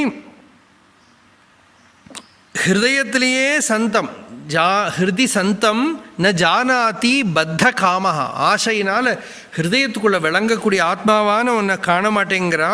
தம் துவாமஹம் தேவவரம் வரேண்யம் பிரபத்ய ஈஷம் பிரதிபோதனாய சிந்தியர்த்ததீபை பகவன் வச்சோபிः கிரந்தீன் ஹிருதயான் விவருணுஸ்வமோகா.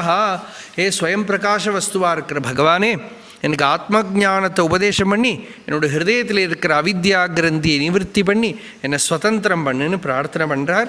அப்படி பகவான் மத்ஸ்யாவதாரத்தில் அந்த சத்யவர்த்தனுக்கு உபதேசம் பண்ணினார். பிரளய பயசி தாத்து சுப்தசக்தேர் முகேபியா ஸ்ருதிகணம் அபநீதம் பிரத்யுபாதத்த ஹத்வா ஹிருத்வா பிரத்யுபாதத்த ஹத்வா திதிஜமகதயத்ய யோ பிரம்ம சத்யவ்ரதானாம் தமஹமகில ஹேதும் ஜிம்மமீனம் நதோஸ்மி. இப்படி அஷ்டமஸ்கந்தம் பூர்த்தியாச்சு. அடுத்த பிரவச்சனம் நமக்கு நவமஸ்கந்தம். அடுத்த சர்வத்திர கோவிந்தநாம சங்கீர்த்தனம் ஜானகீகாந்தஸ்மரணம். ஹர நமः பார்வதீபதயே.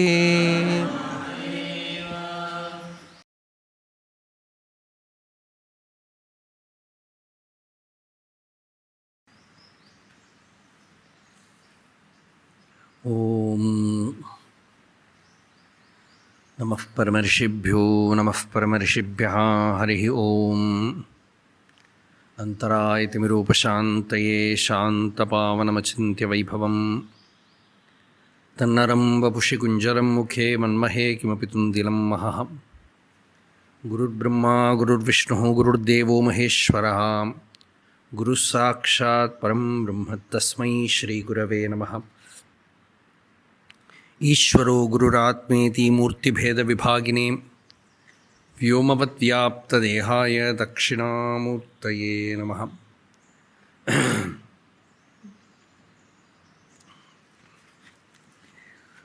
எட்டு ஸ்கந்தம் ஆயிடுத்து பாகவதத்தில். 9வது ஸ்கந்தத்துக்கு பிரவேசம் பண்ணியிருக்கோம். வைவஸ்வத மன்வந்தரே அப்படின்னு சொல்கிறோமே, மனு நிறைய மனு இருக்குது. அந்த வைவஸ்வத மனுவோட பிள்ளை நபகன் ஒருத்தர்.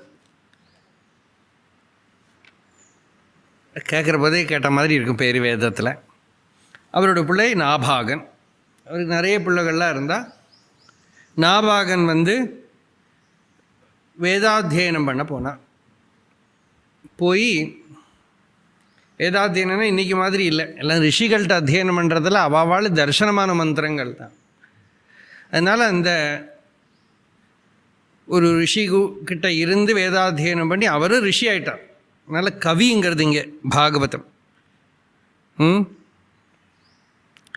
அவர் ரொம்ப நாள் அத்தியனம் பண்ணி திரும்பி வரத்துக்குள்ள அவள் சகோதரர்கள்லாம் என்ன பாகத்தையெல்லாம் பிரித்து எடுத்துன்னு விட்டான். வீட்டில் இருக்கிற எல்லாத்தையும் அவள் எடுத்துன்னு விட்டான்.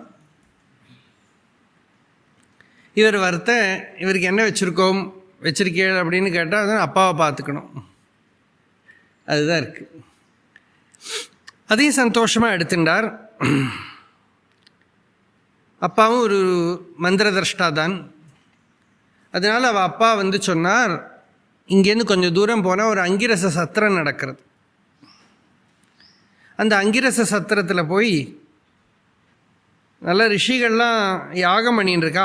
6 நாள் ஆகிற போது ஒரு கர்மா எப்படி பண்ணணும், அதுக்கு என்ன இருக்கு சொல்லணுங்கிறது தெரியாமல் முழிச்சுன்னு இருக்கா. அவளுக்கு வந்து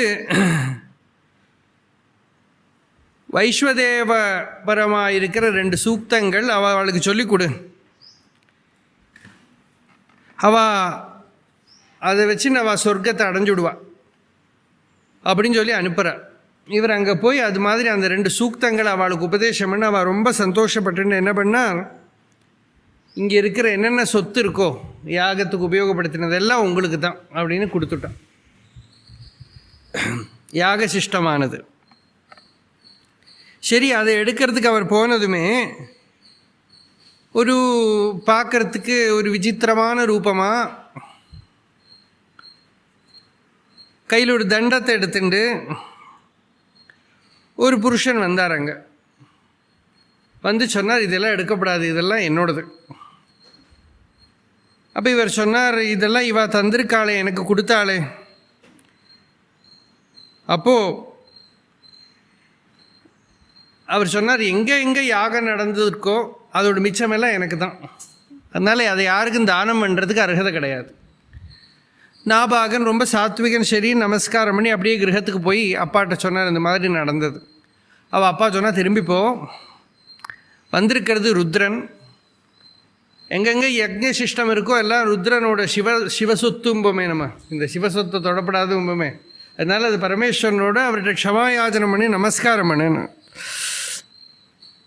இவர் அதே தெரிஞ்சுட்டு போய், நாபாகஸ்தம் பிரணம்யாக தவேஷகில வாஸ்துகம் இத்தியாஹமே பிதா பிரம்மன் சிரசா த்வாம் பிரசாதையே க்ஷந்தவ்யோமே அபராதா சிவ சிவ சிவபோ மகாதேவ சம்போ நமஸ்காரம் பண்ணா அவர் ரொம்ப சந்தோஷப்பட்டுட்டாராம் பரமேஸ்வரன். இவர் மந்திர திரஷ்டா தான். இப்போ என்னாச்சு, இப்படி பரமேஸ்வரனோட கிருபைக்கு பாத்திரமாயிட்டார். அதுக்கு அனுகிரகம் பண்ணுறதுக்கு தான் வந்திருக்கார் சிவன். பிரம்ம தத்துவத்தை, ஞானத்தை உபதேசம் பண்ணி கொடுத்தார் அவருக்கு.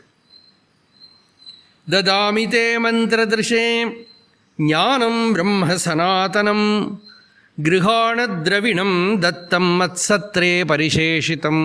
என்னென்ன மிச்சம் இருக்கோ அந்த தனத்தை தாராளம் எடுத்துக்கோன்னு கொடுத்து அனுகிரகம் பண்ணினா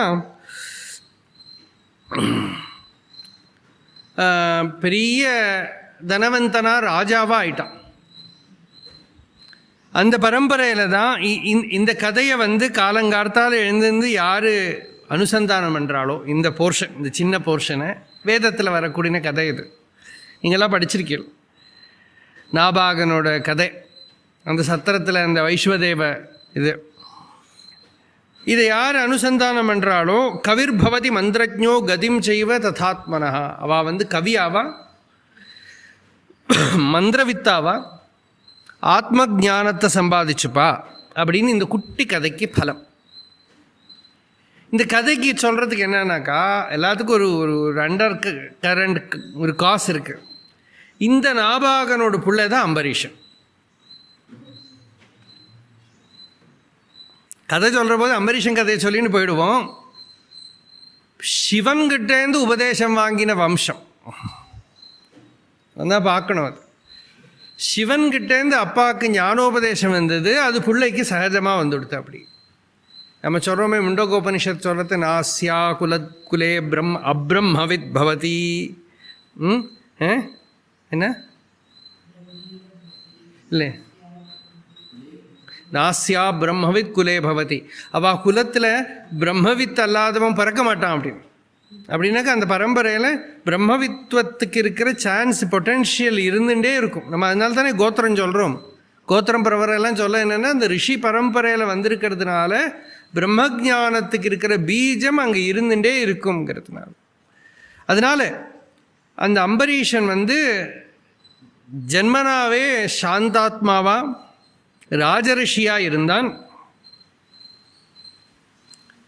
அந்த அம்பரீஷனோட கதையை கேட்குறா. அம்பரீஷோ மகாபாகா சப்தத்வீபவதீம் மஹீம் அவ்யயாம் ச ஸ்ரியம் லப்த்வா விபவம் ச அதுலம் புவி மேனேதி துர்லபம் பும்சாம் சர்வம் தத் ஸ்வப்ன சம்ஸ்துதம் வித்வான் விபவ நிர்வாணம் தமோ விஷதி யத் புமான். ஆத்ம ஞானத்தை அடைஞ்சவனுக்கு அவனோட பிராரப்தத்தினால எங்கே எப்படி இருக்க வேண்டி வந்தாலும் ஒரு ப்ராப்ளம் கிடையாது. கர்மணா நோ வர்த்ததே, கர்மணா வர்த்ததே நோ கனியான். அவன் கர்மாவால் ஒன்றும் ஏறவும் மாட்டான், கர்மாவால் இறங்கவும் மாட்டான். ஏதாவது பண்ணி அவனோட ஞானத்தில் ஆட் பண்ண முடியாது, ஏதாவது எடுத்துவிடவும் முடியாது. அவனோட ஞானம் அவனுக்கு ஸ்வதசித்தமாக இருக்கிற ஸ்வரூபமாக இருக்கிறதுனால அது பூர்ணம். அதனால் ஞானிக்கு தாரித்ரியம்னா தாரித்ரியம், பணம்னா பணம், சம்பத்துன்னா சம்பத்து, சமிருத்தி எப்படி வேணால் இருக்கலாம். கிறிஸ்து மதத்தில் சொல்லுவா, ஏசு கிறிஸ்து சொன்னதாக ஒரு இது சொல்லுவா. ஒரு ஊசி இல்லை நூல் போடுவாளே ஓட்டையில் இல்லையா, அந்த ஓட்டை வழியாக ஒரு ஒட்டகத்தை ஏற்ற முடியுமா? ஒட்டகத்தை ஏற்ற முடியாது. ஒரு கால் ஊசி ஓட்டைக்குள்ளால் ஒட்டகத்தை ஏற்றினாலும் ஏற்றி விடலாம். ஒரு பணக்காரனுக்கு பகவானை அடைய முடியாது அப்படின்னு. ஏன் காரணம் அப்படின்னாக்கா, வித்வான் விபவ நிர்வாணம் தமோ விஷதி யத் புமான். நிறைய பணம் வந்துடுத்தானாக்கா இருட்டு, அவன் அஜ்ஞானத்துக்குள்ளே மாட்டினுட. ராமகிருஷ்ணர் சொல்கிறார், ஒரு ராமகிருஷ்ணரோட ஒரு சிஷ்யர், அவர் கொஞ்சம் தட்சிணேஸ்வரத்தில் ராமகிருஷ்ணர் பணத்தை தொடமாட்டாரே, இருந்தாலும் யாராவது பக்தாள் தானே பார்த்துக்கணும், அவள்லாம் பணம் கொடுத்து அவருக்கு சாப்பாடுக்கு இருக்கிற அரேஞ்ச்மெண்ட்டு, பெட்டு, இல்லாட்டா அங்கே வர பக்தாளுக்கு சாப்பாடுக்கு கொண்ட சாமானங்கள்லாம் வாங்கி போடுவாள். அப்படி இருக்கிற ஒரு பக்தருக்கு இங்கே நிறைய பக்தாள் வரா, சாப்பாட்டு செலவு அதிகமாகிறது, ஏதோ பேசினான். அவன் வந்திருக்காருங்க, அந்த பக்தர் வந்திருக்கிறது அவருக்கு ஒரு கொட்டு கொடுக்கறதுக்காக ராமகிருஷ்ணர் சொல்கிறார், கொஞ்சம் பணம் கிடச்சா கூட அகங்காரம் வந்துடும். நான் தான் எல்லாம் பண்ணுறேன்னு நினச்சிப்பேன், எல்லாம் அம்பாள் பண்ணின்னு இருக்கா, மனுஷனுக்கு நான் பண்ணுறேங்கிற பிரமை. அதுக்கு ஒரு திருஷ்டாந்தம் சொல்கிறா. ஒரு தவளை அதுக்கு ஒரு 4 அணா கிடச்சிதான். தவளை என்ன பண்ணு 4 அணா வச்சுட்டு? தவளைக்கு 4 அணாவில் என்ன யூஸ்? பேங்கில் டெபாசிட் பண்ண முடியுமா, சாக்லேட் வாங்க முடியுமா? ஒன்றும் கிடையாது இல்லையா. அந்த தவளையை 4 அணா கிடச்ச தவளை அதை கொண்டு போய் அதோட பொத்துக்குள்ளே, மரத்தோட பொத்துக்குள்ளே போய் வச்சுட்டுட்டு வெளியில் இப்படி இடுப்பில் கை வச்சுன்னு தான், யார் என்னை ரெஸ்பெக்ட் பண்ண போகிறா பார்த்துட்டு. அந்த காட்டில் இருக்கிற மிருகங்கள்லாம் இதெல்லாம் போச்சு, யாருமே கண்டுக்கவே இல்லை. ரொம்ப கோபம் வந்துடுது தவளைக்கு.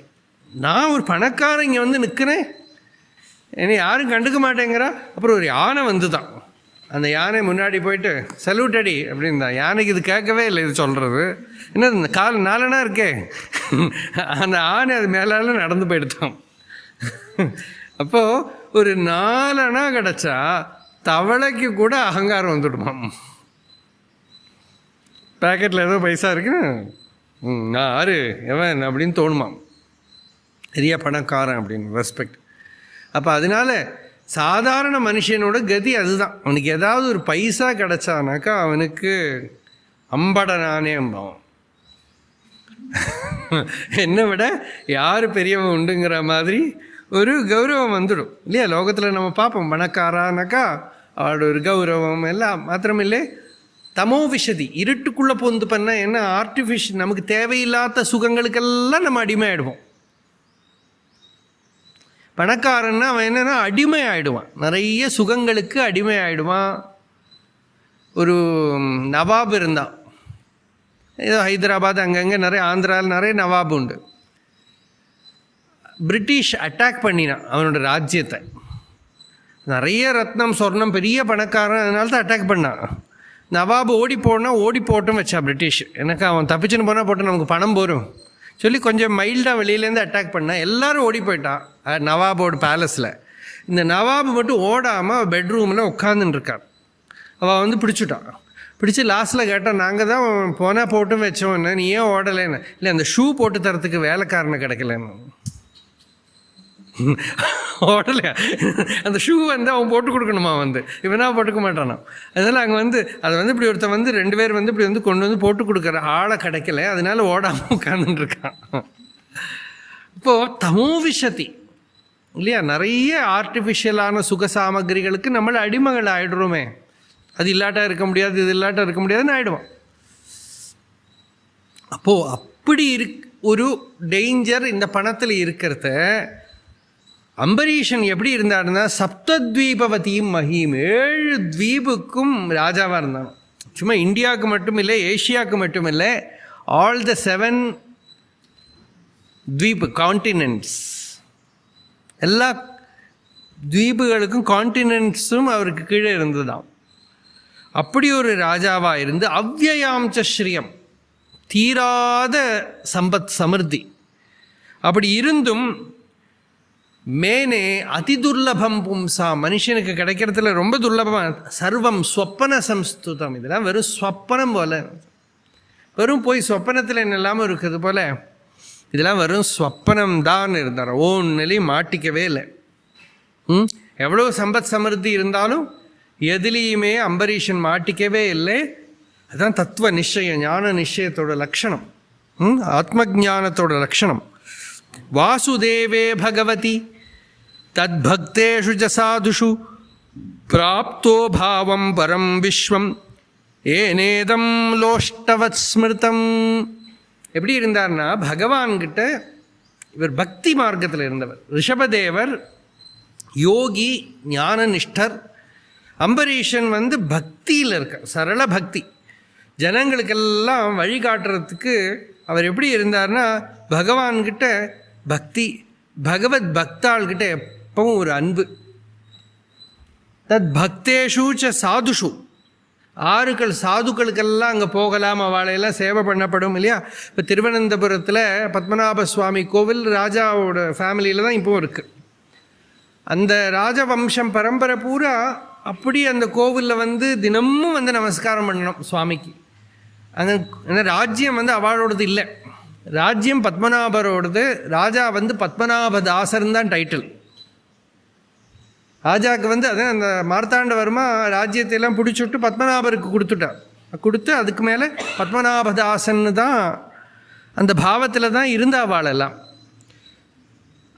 அதுலேருந்து ஒரு டிசிப்ளினும் வச்சுட்டு இருக்கான். என்ன டிசிப்ளின்னா, சுவாமிக்கு என்னென்ன கணக்கு இருக்கோ எல்லாம் காட்டணும், எல்லாம் கொடுக்கணும், எல்லாம் சுவாமிகிட்ட ராஜ்யம் எப்படி நடக்கிறது எல்லாம் சொல்லணும். ஒன்று. இன்னொன்று, ஒரு நாளைக்காவது ராஜாவோ ராஜாவுக்கு முடியாட்டா ராஜாவோட ஃபேமிலியிலேருந்து யாராவது அங்கே சந்நிதியில் போய் ரிப்போர்ட் பண்ணலைன்னா பெனாலிட்டியாக இவ்வளோ பணம் கோவிலில் போடணும். இத்தனை ரூபா அந்த கோவிலில் அடைக்கணுமா. அப்படி இருந்திருக்கா. ஒருக்கா பத்மநாப சுவாமி கோவில் திருவனந்தபுரம் போகிறதுல நான் போவேன். போகிறத யாராவது அழைச்சின்னு போவா, நான் கூட்டம் இருந்தால் போனமேன்னு விட்டு கூட அழைச்சின்னு உள்ளே கூட்டின்னு போவாள். அப்போ ஒரு நாளைக்கு நம்ம உள்ளே போகிறப்ப இந்த ராஜா வர டைமில் எல்லாத்தையும் பிளாக் பண்ணி விடுவான். அப்போ நம்ம உள்ளே போயிருக்கோம், கரெக்டாக ராஜா வர அங்கேருந்து வந்துட்டுருக்கார். இங்கே கொஞ்சம் தமிழ்நாட்டுக்காரெல்லாமல் நின்றுட்டுருக்கான், கொஞ்சம் ஊர் கிராமத்துக்காரெல்லாம் ஏதோ சபரிமலைக்கு போகிற கூட்டம், திருநெல்வேலி சைட்லேருந்து வந்திருக்கா போல் இருக்கு. அவள்லாம் ராஜா வரானா ராஜா வரானா, அவள் இந்த சினிமாவில் திருவிளையாடல் சினிமாவில் வர மாதிரி இப்போ ஏதோ ராஜா வர போகிறாருன்னு எதிர்பார்த்துட்டு இருக்கா, கிரீடத்தோட கங்கணத்தோட ஏதோ. பார்த்தா அந்த ராஜா எப்படி வர்றாருன்னு ஒரே ஒரு துண்டு, மேலே கூட அங்கவஸ்திரம் கிடையாது, சுவாமிக்கு முன்னாடி அங்கவஸ்திரம் கூட இல்லாமல் ஒரு துண்டு தான் கட்டிப்பான். அப்படி தான் வந்துட்டுருக்கான் ராஜா. இவா பார்த்துட்டு ஏ ராஜா இப்படியா இருப்பார் அப்படின்னு. இவன் ஏதோ தலையில் கிரீடத்தோட கங்கணத்தோட பட்டுக்கிட்டெல்லாம் போட்டுன்னு வருவார்னு பார்த்தா ஒரு துண்டோடு வந்துட்டு. அப்போது அது அப்படி, அப்போது ராஜாக்கள்லாம் கூட அப்படி இருந்திருக்காங்கிற. ஸ்ரீஹர்ஷன் இருந்தார். ஸ்ரீஹர்ஷனை பற்றி ஹுவான் சாங்கிற அந்த சைனீஸ் ட்ராவலர், புத்திஸ்ட் மாங்க், அவர் எழுதியிருக்கார். ஸ்ரீஹர்ஷன் பெரிய மகாவேதாந்தி, மகாவித்வான். சில பேர் அவர் சங்கராச்சாரியரோட காலத்திலேயே இருந்தாருங்கிறா, இல்லைங்கிறா, அது ஏதோ நமக்கு விஷயம் இல்லை. ஸ்ரீஹர்ஷன் மகாவேதாந்தி, வேதாந்தத்தில் வாயில நுழையாத பேரில் உள்ள ஒரு கிரந்தம் அவரோட பேரில் இருக்குது. அதுதான் வேதாந்தத்தில், தர்க்க வேதாந்தத்தில் ரொம்ப பெரிய கிரந்தம் அத்வைதத்துக்கு. பேரை சொன்னாலே இப்போ உங்களுக்கு கஷ்டமாக இருக்கும். கண்டன கண்டிய காத்தியம்னு பேர் இருக்கு. அது தர்க்க வேதாந்த கிரந்தம். மகாவேதாந்தி, அத்வைதி, சாஸ்திரஜர். அவர் ராஜ்யங்கள்லாம் ஜெயிச்சு அஸ்வமேத யாகம் லாஸ்ட்டாக நமக்கு ரிப்போர்ட் ஹிஸ்டோரிக்கலாக அஸ்வமேத யாகம் பண்ணவர் அவர் தான். அவருக்கு அப்புறம் யாரும் அஸ்வமேதம் பண்ணலை. லாஸ்ட்லேயே அஸ்வமேத யாகம் பண்ணவர் அவர் தான், ரிப்போர்ட்டட். அதுக்கப்புறம் கலியில் அஸ்வமேதம் இல்லைங்கிறது தான் வெப்பு. நம்ம இந்த அஸ்வமேத பிரச்சனை சொல்கிறோமே, அதை சொன்னாலே அஸ்வமேதத்தோட பலம் அப்படி தான் சொல்லிப்போம். அதனால் அஸ்வமேத யாகம் அவர் தான் லாஸ்ட் பண்ணார். அந்த அஸ்வமேத யாகம் பண்ணுறது இந்த ஹுவான்சாங்கிற அந்த புத்திஸ்ட் ட்ராவலர் மாங்க் இருக்கார், அவர் பார்த்துருக்கார். அது என்ன எழுதியிருக்காராம் அவர்னா, லோகத்தில் எங்கேயும் பார்க்க முடியாத ஒரு ஆச்சரியமான ஒரு ஃபினாமினன் நான் பார்த்தேன் இந்த பாரத தேசத்தில். அந்த ராஜ்யத்தை பூரா ஜெயிச்சு தன் கையில் வச்சுருக்கிற ஒரு சக்கரவர்த்தியும் அவரோட பத்னி ராணியும் தன் கழுத்தில் இருக்கிற செயினோட கூட எல்லாத்தையும் கொடுத்து, சர்வத்தையும் கொடுத்து, உடுத்தின்ற ஒரு துண்டோடு நிற்கிறத பார்த்தேன் அப்படின்னு எழுதியிருக்கேன்.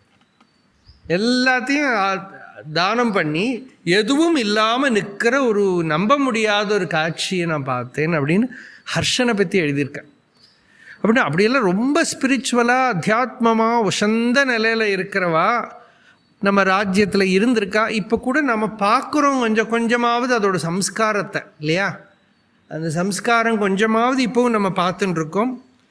அப்படி இந்த அம்பரீஷன்கிற ராஜா எல்லா சம்பத் சமர்த்தியிலையும் இருந்து பகவத் பக்தனாவே இருந்தார். பிராப்தோபாவம் பரம் விஸ்வம் ஏனேதம் லோஷ்டவத் ஸ்மிருதம். பரம்பாவம் பிராப்தா அப்படின்னா பக்தி சாதனையில் ரொம்ப உசந்த நிலையில் இருந்தானோ. பகவத் பக்தி அனுபவம் அவருக்கு ரொம்ப திருடமாக ஹிருதயத்துக்குள்ளே இருந்தது, பகவத் பாவம் இருந்தது. அதனால் இந்த சம்பத்து சமர்த்தி பணமாக லோஷ்டவத் ஸ்மிருதம், இல்லையா? இப்போ இந்த திருவனந்தபுரத்தில் பத்மநாபரோட ட்ரெஷரி இப்போ திறந்து சொல்கிற லோகத்திலேயே மோஸ்ட் ரிச்சஸ்ட் அப்படின்னு இப்போ எல்லாம் பிரச்சாரம் ஆகிடுது, இல்லையா? இப்போ ஜனங்கள்லாம் என்ன வரான்னா வந்தால் சுவாமி யாரும் பார்க்குறதில்ல, அது எங்கே இருக்குது அது எங்கே இருக்குது கேட்டுருக்கா கோவிலில் வந்தால். அதுக்கப்புறம் தான் மிலிட்டரி கையில் துப்பாக்கி பிடிச்சி நிற்கிற தொடங்கினத்துலேருந்து நான் கோவிலுக்கு போகிறத நிறுத்திவிட்டேன். திருவனந்தபுரத்துக்கு போனாலும் அங்கே போகிறது கிடையாது இப்போ. ஏன்னா பார்த்தாலே நமக்கு ஒரு மாதிரியே சரிப்படலை. பணம் ஆனால் இவ்வளவு வருஷம் துப்பாக்கியும் கிடையாது மிலிட்டரியும் கிடையாது வந்திருக்கு, இல்லையா? அந்த ராஜவம்சம் தானே கொண்டு வந்திருக்கா. அவளுக்கு அதில் ஏதாவது விலை இருந்திருந்தானா அதுலேருந்தெல்லாம் எடுத்திருக்கலாம். அது இல்லாமல் எத்தனையோ வாட்டி உபயோகப்படுத்தியிருக்கா அந்த தனத்தை கோவில் ரிப்பேர் பண்ணுறதுக்கு, ராஜ்ய சமர்த்திக்கு.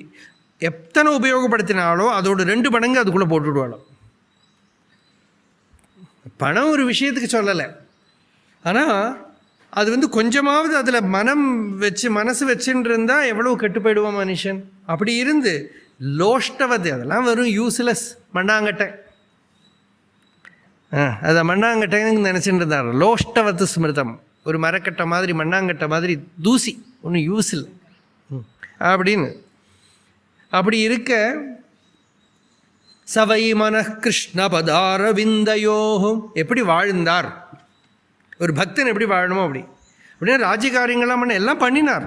ஆனால் டைம் கிடைக்கிற போது சவை மன கிருஷ்ண பதாரவிந்தயோ வச்சாம்சி வைகுண்ட குணானுவர்ணனே கரௌஹரே மந்திரமார்ஜனாதிஷு ஸ்ருதிம் சகார அச்சுத சத்கதோதயே. ராஜாவாக இருந்துட்டு அவர் கிருஷ்ணன்லேயே மனசை வச்சுட்டு இருந்தார். வைகுண்ட பாகவதமெல்லாம் அவரே சொல்லுவாராம். குணானுவர்ணனே பகவத் கதைகளெல்லாம் அவரே சொல்லுவார். அவரே ஒரு தொடப்பத்தை எடுத்துட்டு கோவில் அவருக்கு மந்திரம் இருந்ததுன்னு இங்கே தான் வருது. வேறு எந்த கதைகள்லையும் நம்ம மந்திரமெல்லாம் காணும். கரௌஹரேஹே மந்திரம் ஆர்ஜனாதிஷு, அந்த கோவிலெல்லாம் க்ளீன் பண்ணி தொடச்சி எல்லாம் க்ளீன் பண்ணுவார். ஸ்ருதிம் சகார அச்சுத சத்கதோதயே, மற்றவாள் பாகவதம் சொல்லி கேட்பார், கீதை சொல்லி கேட்பார், கிருஷ்ண கதை சொல்லி கேட்பார். இது பார்த்தோம்னா ஜெகநாதபுரியில் இப்போவும் ஜெகநாதரோட தேர் வரபோது அந்த ராஜா முன்னாடி க்ளீன் பண்ணிகிட்டே வருவார், பெருக்கிகிட்டே வருவார். இந்த ராஜவம்சத்தில் இப்போவும் ஆறு ராஜான்னு ஸ்தானம் கொடுத்துருக்காளோ அவள் ஜெகநாதரோட தேர் வரத்துக்கு முன்னாடி க்ளீன் பண்ணிகிட்டே வருவாள், பெருக்கிண்டே வருவாள். அப்போது அந்த மாதிரி அவள் பகவத் கதாசிரவணம் நிறைய ராஜாக்கள் அப்படி இருந்திருக்கா. அம்பலப்புழை கிருஷ்ணங்கோவில், அங்கே அம்பலப்புழையில் இருந்த ராஜாவை பற்றி கூட ஒரு கதை சொல்லுவாள். அவருக்கு தினமும் நிஷ்டை என்னன்னாக்கா, ராஜாவுக்கு தினமும் சாப்பிடணுமானா. ராஜா சாப்பிட்றதுக்கு முன்னாடி பாரதம் வாசித்து கேட்கணும். அது ஒரு நிஷ்டை. அது யாராவது ஒரு பிராமணர் வரணும், பாரதம் வாசிக்கணும், ராஜா கேட்டதுக்கப்புறம் தான் சாப்பிட போவோம். இந்த நிஷ்டை ராஜா வச்சுட்டு இருந்தார். ஒரு நாளைக்கு ரெகுலராக வாசிக்கிற பிராமணருக்கு வர முடியலை.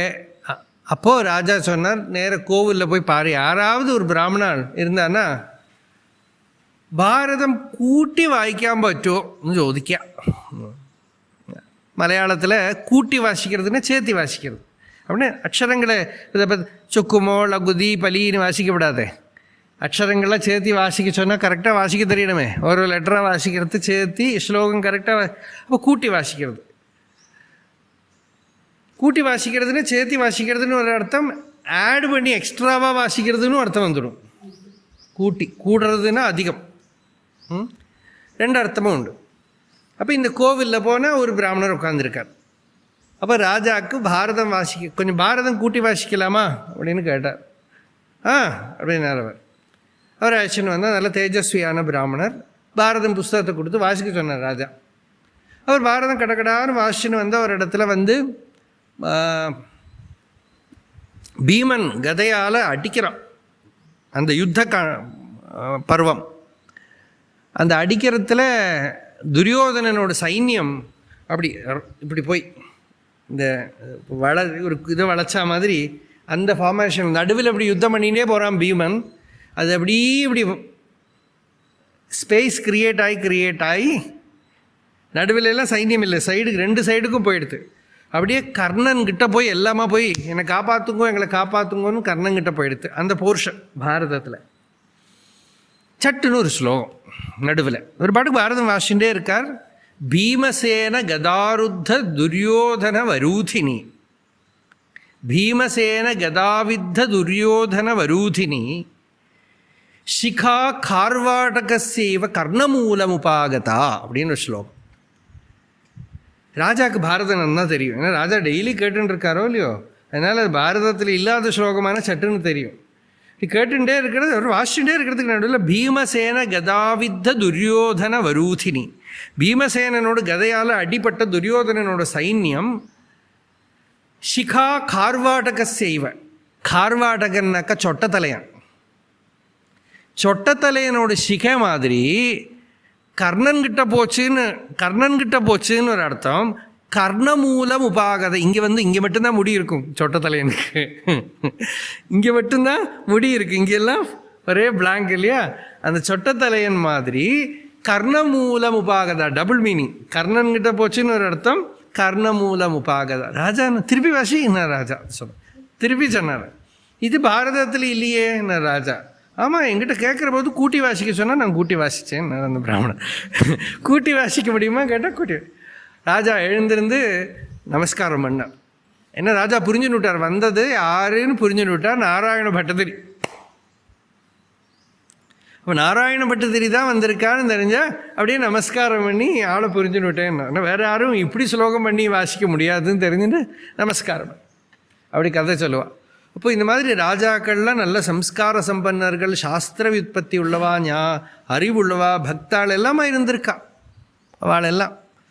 அப்போது அது மாதிரி இங்கே வந்து இந்த ராஜா அம்பரீஷன் வந்து கிருஷ்ணபதாரவிந்தயோஹோ வஜாம்சி வைகுண்ட குணானுவர்ணனே கரௌஹரே மந்திரமார்ஜனாதிஷு ஸ்ருதிம் சகார அச்சுத சத்கதோதயே. பகவத் கதைகளெல்லாம் தர்மங்கள் எல்லாம் கேட்டுண்டு பகவத் கதாசிரவணம் பண்ணிட்டு அப்படியெல்லாம் இருந்தார். முகுந்தலிங்காலய தர்ஷனே திருஷௌ, நம்ம பண்ண வேண்டிய சாதனை இதெல்லாம். அது பாகவதம் சொல்லி கொடுக்கறது. டைம் இருக்கிற போது பகவானோட சரணத்திலேயே மனசை வைக்கணும், வாக்குகளால் பகவத் குணங்களை சொல்லணும், மற்றவா சொல்லி கேட்கணும், கோவில் பெருக்கிறது, துடைக்கிறது, க்ளீன் பண்ணுறதுன்னு சரீரத்தால் பண்ணணும், கையால் நம்மளே போய் கோவிலுக்கு க்ளீன் பண்ணுறது, மாலை கட்டுறது, பகவானுக்கு அபிஷேகத்துக்கு அரேஞ்ச் பண்ண அதெல்லாம் பக்தி பாவத்தோடு பகவன் நாமத்தை ஜபம் பண்ணின்னு பண்ணணும். அதெல்லாம் பண்ணணும். இன்னும் அதெல்லாம் பண்ண கோவிலெல்லாம் வந்து சம்பளத்தை வச்சுன்னெல்லாம் ஆளை வைக்கப்படாது. பக்தாள் தான் பண்ணணும். போய் அவள் பெருக்கிறது, துடைக்கிறது, க்ளீன் பண்ணுறது, அப்படி ஒரு பாவத்தில் பண்ணணும். அப்படி எங்கெங்கே க்ஷேத்திர தரிசனம் முடியுமோ அப்படி போய் தரிசனம் பண்ணணும். முகுந்தலிங்காலய தர்ஷனே திருஷவ். லிங்கம் ஆலயம் ரெண்டும். லிங்கம்னாக்கா சைன், தூரக்கேந்து அந்த கோபுரத்தை பார்த்தாலே ஒரு சந்தோஷம். அந்த கோவிலுக்கு போயிட்டு வந்தவாளை பார்த்தாலே ஒரு சந்தோஷம்.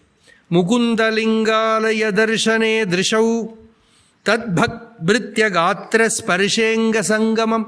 பகவத் பக்தாளை பார்த்து கட்டிக்கிறதுல ஒரு சுகம். அவள் அங்கத்தில் பகவான் நாமத்தை ஜபம் பண்ணி அப்படி ஒரு நிலையில் இருக்காளே. கிராணம் சதத்பாத சரோஜ சௌரபே. பகவானோட சரணத்துலேருந்து அந்த கோவிலுக்குள்ளே போகிற போதே கமகமகமான் துளசியோட வாசனை, நல்ல சுகுந்த புஷ்பங்களோட வாசனை, அச்சுத கந்தா அப்படிங்கிற கோபிகைகள். கிருஷ்ணன் மணக்கிறான் அப்படின்னு இந்த மாதிரி கிருஷ்ண கந்தம் வருது, துளசி வாசனை வருது, சாம்பிராணி மணக்கிறது இல்லையா? அப்படியெல்லாம் மணக்கிறது. ஸ்ரீமத் துளசியா ரசனம் ததர்ப்பித்தே. ஒரு துளசி தளத்தை எடுத்து இந்த தீர்த்தம் குடிக்கிற போது துளசியை வாயில் போட்டுக்கிட்டோமோ இல்லையோ அந்த துளசியோட கந்தம் இருக்கும் அதுக்குள்ளே, இந்த தீர்த்தத்தில். அதை வாயில் போட்டுக்கிற போது அப்படின்னு ஒரு பகவத் ஸ்மரண ஹிருதயத்தில் வரும். பாதௌ ஹரேஹ க்ஷேத்திரபதானுசர்ப்பணே. கால் வந்து அப்படி பகவானுக்கு பிரதட்சணம் பண்ணிகிட்டே இருக்கணும்.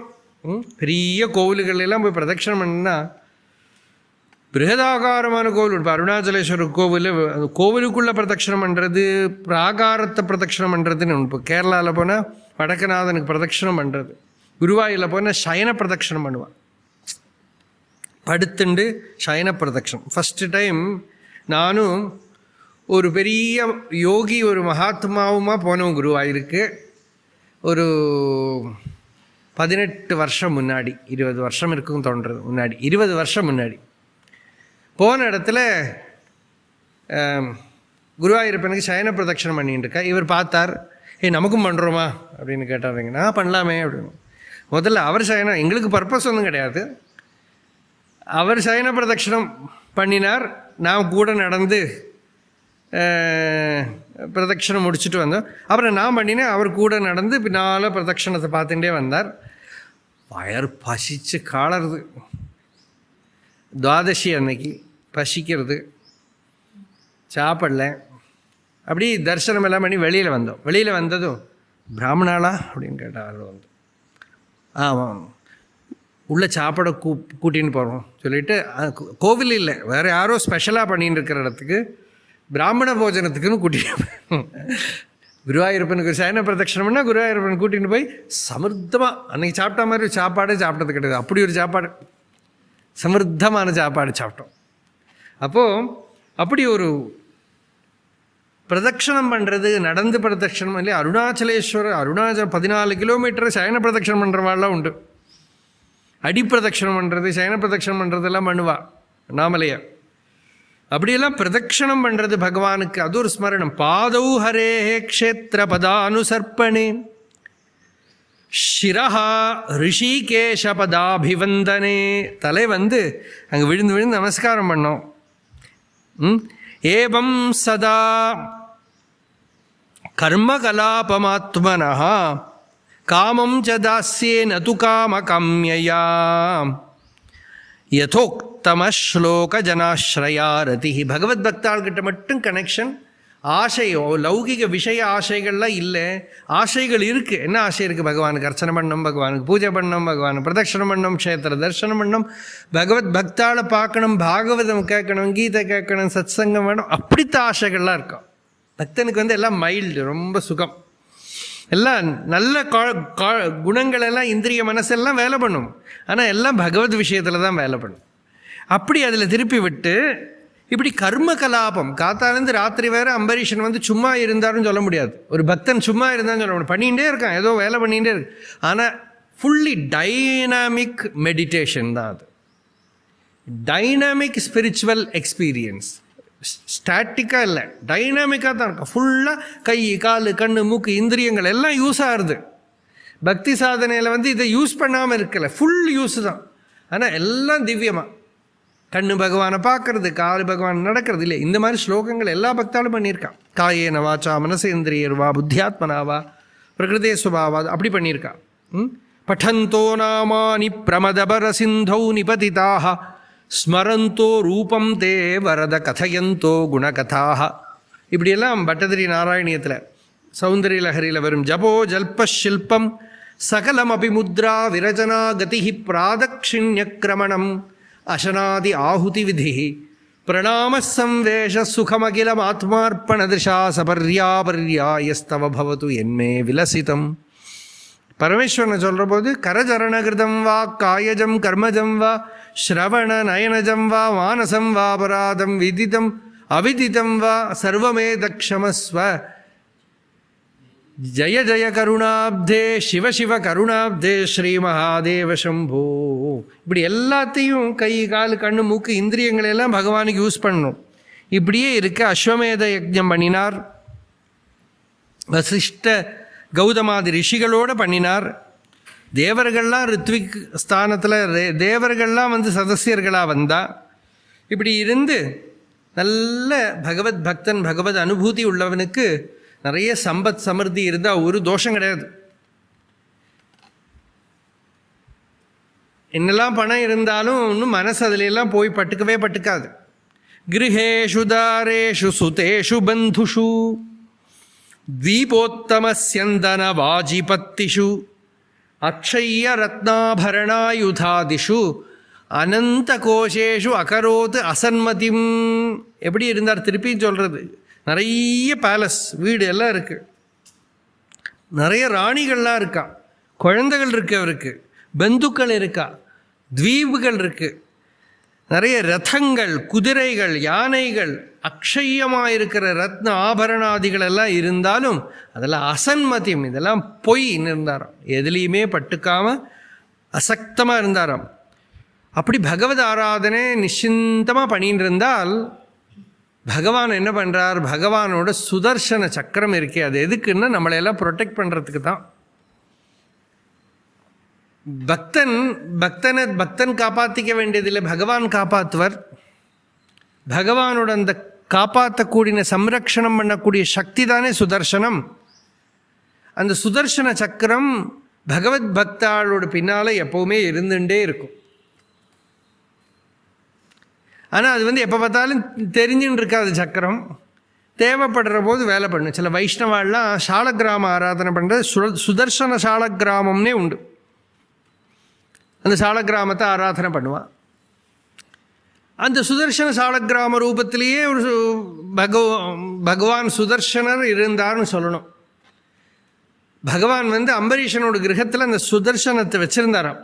அம்பரீஷனோட சம்ரக்ஷணத்துக்காக.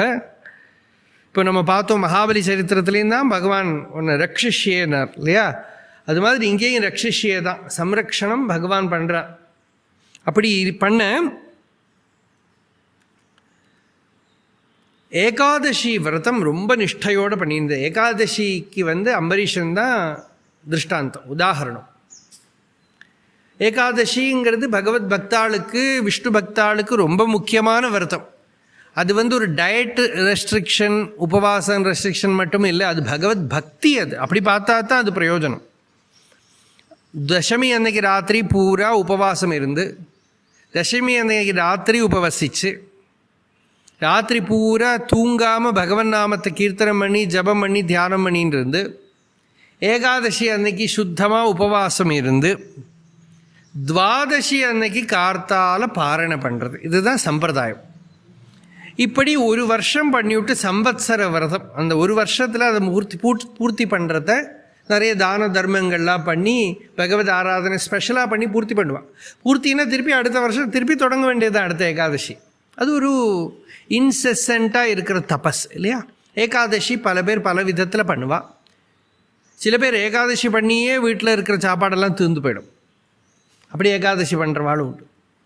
கேரளத்தில் சொல்லுவாள், எங்கள் அப்பா ஏகாதசி பண்ணி வீடே முடிஞ்சு போயிடுத்தும்பா. இன்னும் சாதாரணமாக கஞ்சி கூழ் போர், இது நேந்திரப்பழம் வேணும், பால் வேணும், நிறைய சமிருத்தமானதெல்லாம் வேணும். அந்த ஏகாதசி, ராமகிருஷ்ணரோட ஒரு பக்தர் ஏகாதசி பண்ணார்னா ஸ்பெஷலாலாம் வச்சுட்டு சாப்பிட மட்டும் கூடாது. அப்போ ராமகிருஷ்ணர் ஜோக்காக சொல்லுவார், எனக்கு அந்த கேப்டனும் என்னோ பேர் அவர் கேப்டன் என்னோ தான் கூப்பிடுவார். எனக்கு கேப்டனோட ஏகாதசி வேணும் ராமகிருஷ்ணன். நான் ஸ்பெஷல் ஸ்வீட்டெல்லாம் கிடைக்கும் அதுக்கு. அப்படி ஏகாதசி அரிசி சாப்பிடாமல் இருக்கிற ஒரு ஏகாதசி. அப்போ என்ன பண்ணுவான், இங்கே நம்மளாம் சப்பாத்தி சாப்பிடுவோம் இல்லையா? அப்போ சப்பாத்தி மட்டும் சாப்பிட்டுன்னு இருக்கிறவளுக்கு நித்திய ஏகாதசியாண்ணா. அப்போ பழத்தை சாப்பிட்டுன்னு இருக்கிற ஒரு ஏகாதசி, பால் குடிச்சுட்டு ஒரு ஏகாதசி, தீர்த்தம் மட்டும் சாப்பிட்டுன்னு ஒரு ஏகாதசி, ஏதோ ஒரு தியாகம் பண்ணுறது வச்சுங்களேன். சுத்த உபவாசம், தீர்த்தம் கூட சாப்பிடாமல் பண்ணுறவாளும் இருக்கா. மாத்வாள்லாம் ரொம்ப ஸ்ட்ரிக்டாக இருப்பா. சுவாமிக்கு கூட நிவேதியம் பண்ண மாட்டான் அன்றைக்கி ஏகாதசிக்கு. அப்புறம் துவாதசி அன்னைக்கு கர்த்தால ரொம்ப ஏர்லியராகவே சாப்பிட்டுடுவோம். அது எப்படி சாப்பிட்றான்னு தான் நமக்கு ஆச்சரியமாக இருக்கும். ரொம்ப ஏர்லியராக சாப்பிடுவான். 5:30 மணி 6 மணிக்கெல்லாம் கூட சாப்பிட்டுடுவான் துவாதசி பாரணை. இப்படி அம்பரீஷன் ஒரு வருஷம் ஏகாதசி விரதம் அனுஷ்டானம் பண்ணி பூர்த்தி பண்ணுற போது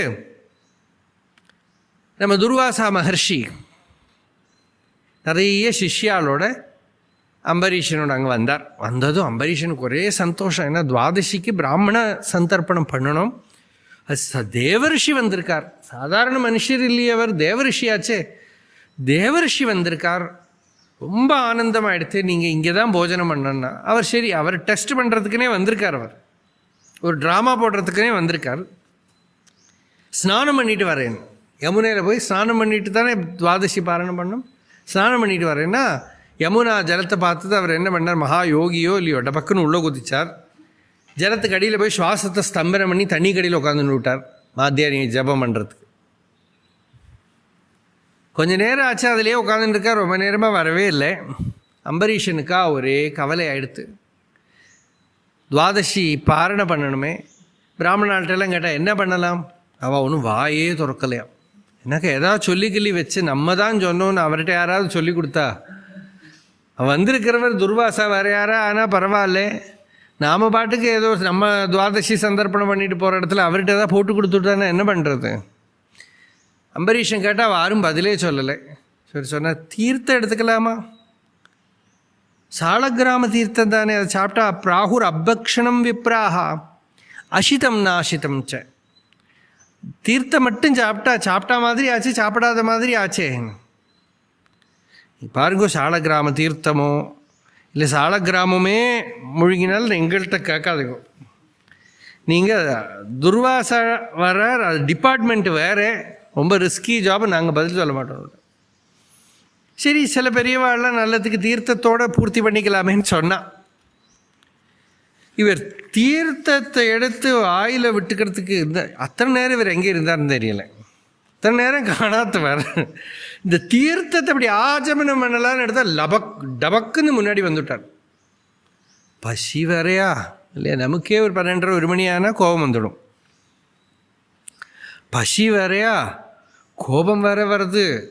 அவருக்கு கோபம் வந்து தானே அந்த ஜடையெல்லாம் அல்லாட்டாலே எண்ணெயெல்லாம் கிடையாது, அது டபக்குன்னு நிற்குமா இப்படி. கோபம் வந்துட்டு தலையில் இருக்கிற ஜடையெல்லாம் அப்படி இப்படி நிற்கிறது. மீசை 2 பக்கத்துக்கு டிக்கிட்டுன்னு நடுங்கிறது. கோபத்தில் இந்த எலக்ட்ரிசிட்டி பாஸ் பண்ணின இந்த முடியெல்லாம் இப்படி நிற்குன்னு சொல்லுவோம். அது மாதிரி இந்த தாடியெல்லாம் இப்படி நிற்கிறதான் கோபத்தில். கண் இப்படி ஜொலிக்கிறது.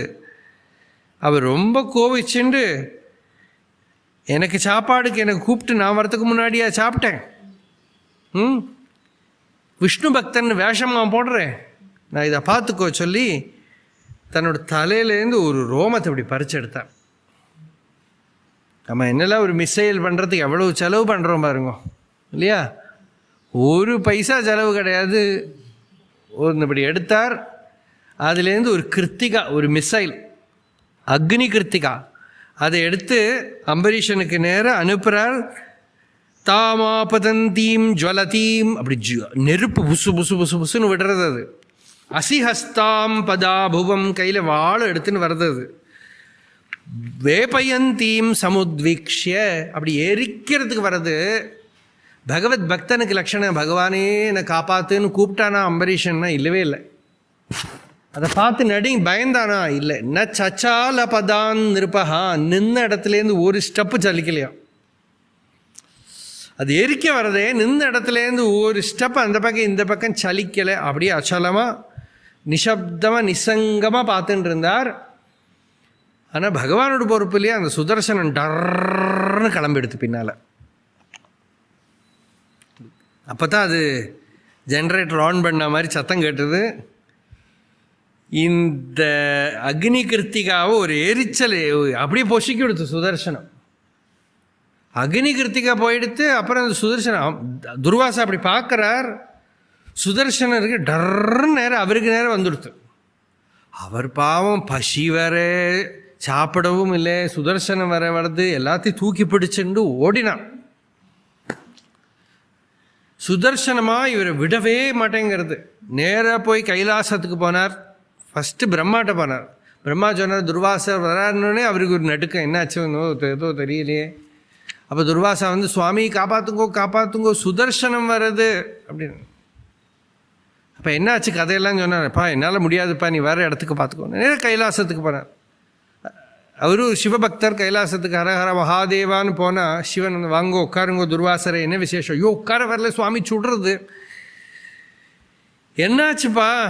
சுதர்சனமா? சுதர்சனம்னா நல்ல தரிசனம் அப்படின்னாக்கா ஞானம் அப்படின்னு சிவன் சுவாமி இப்போ லெக்சர்லாம் கேட்கறதுக்கு எனக்கு சமயம் இல்லை சுவாமி, அம்பரீஷன் அனுப்பினது சுதர்சனம் வருது. அம்பரீஷன் பரம பாகவதனாச்சு, எப்படி இருக்கார், சௌக்கியமாக இருக்காரான்னு இவர் சொல்கிறேன்னு அங்கேருந்து விட்டார். இவர் இந்த மூடல் இல்லை, சுதர்சனத்துலேருந்தெல்லாம் நம்ம காப்பாற்ற போகிறதில்ல இவருன்னு தெரிஞ்சுட்டு நேர வைகுண்டத்துக்கு போனார். சந்தக்கியமானோ அஜித சஸ்திரவன்னினா தத்பாத மூலே பதித சவே பது ஆஹாச்சுதானந்த சதீப்சித பிரபோ கிருதாகசம் மாவஹி விஸ்வபாவனா. அச்சுதா அனந்தா பிரபுன்னு கத்திண்டு, நான் வந்து பாபம் பண்ணிவிட்டேன், பாகவத அபச்சாரம் பண்ணிவிட்டேன், என்னை காப்பாற்றுங்கோன்னா பகவான் சொன்னார். என்னாச்சு கேட்டார். உங்கள் பக்தனோட நிலையை தெரிஞ்சுக்காமல் நான் விளையாடி விட்டேன். பகவான் சொன்னார், நான் என்ன பண்ண முடியும்ப்பா, சுதர்சனத்தை நான் அம்பரீஷன்ட்ட கொடுத்துட்டேன், என் கையில் கண்ட்ரோலே இல்லை. ஒரு சீக்கிரட்டை சொல்லட்டுமா? பக்தாளுக்கு நான் வந்து பராதீனன். அவள் நிற்க சொன்னால் நிற்கணும், உட்கார சொன்னால் உட்காரனா, எனக்கு ஒன்றும் என்னோடதான இண்டிவிஜுவாலிட்டியே கிடையாது. அகம் பக்த பராதீனா ஹி அஸ்வதந்திர இவ த்விஜ. இது ரொம்ப முக்கியமான ஸ்லோகம். ஏன்னா பக்தனோட மகிமையை சொல்கிறது. பகவான் சொல்கிறார், நான் சுதந்திரனே இல்லைப்பாங்கிறார். எல்லோரும் நினச்சிட்டுருக்கா நான் சுதந்திரன் நினச்சிட்டுருக்கா, பக்தனுக்குள்ளே தான் நான் இருக்கேனே தவிர எனக்கு இண்டிபெண்டன்ஸ் கிடையாது. சாதுபிர்கிரஸ்த ஹிருதயோ பக்தை பக்த ஜனப்பிரியா. சாதுக்கள் என்னை பிடிச்சுன்னு இருக்கா ஹிருதயத்தில்.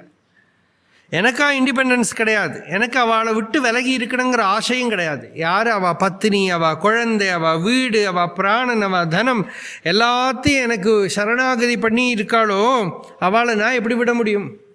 ரொம்ப முக்கியமான ஸ்லோகம் இதில். என்னென்னா பக்தாள் வந்து என்ன தன் வசத்தில் வச்சுட்டுருக்கா. எப்படின்னா நல்ல சாரித்திரம் உள்ள ஒரு பத்தினி பதியை தன் கையில் வச்சுட்டுருக்கிற மாதிரி. சத் ஸ்திரியா சத்பதி யதா. நல்ல பதியை பத்தினி கையில் கண்ட்ரோலில் வச்சுட்டுருக்கிறது அகங்காரத்தினால அபிமானத்தினால இல்லை, அன்புனால வச்சுட்டுருக்கா. அந்த மாதிரி வச்சுட்டுருக்கா. சாதவோ ஹிருதயம் மஹ்யம் சாதூனாம் ஹிருதயம் து அகம். சாதுக்கள் என்னோட ஹிருதயம், என்னோட ஹார்ட்டு, அவளோட ஹார்ட்டு நான். அவள் ஹார்ட்டில் நான் இருக்கேன், என்னோடய ஹார்ட்டில் அவள் இருக்கா. அப்படின்னா என்ன ரகசியம்? என்ன ரெண்டும் ஒன்று தான். சாதவோ ஹிருதயம் மஹ்யம் சாதூனாம் ஹிருதயம் துவகம் மதன்யத்தே ந ஜானந்தி. என்னை தவிர அவளுக்கு ஒன்றும் தெரியாது. நாஹம் தேபியோ மனாகபி. எனக்கும் அவளை தவிர கொஞ்சம் கூட எதுவும் தெரியாது. நாங்கள் ரெண்டு பேரும் ஒன்று தான் விட்டார் பகவான். அதனால் அம்பரீஷன்கிட்டே போ. அம்பரீஷன் காலில் போய் விழுந்தார். அம்பரீஷன் விழுந்து நமஸ்காரம் பண்ணி, சுவாமி நீங்களா எனக்கு நமஸ்காரம் பண்ணுறது?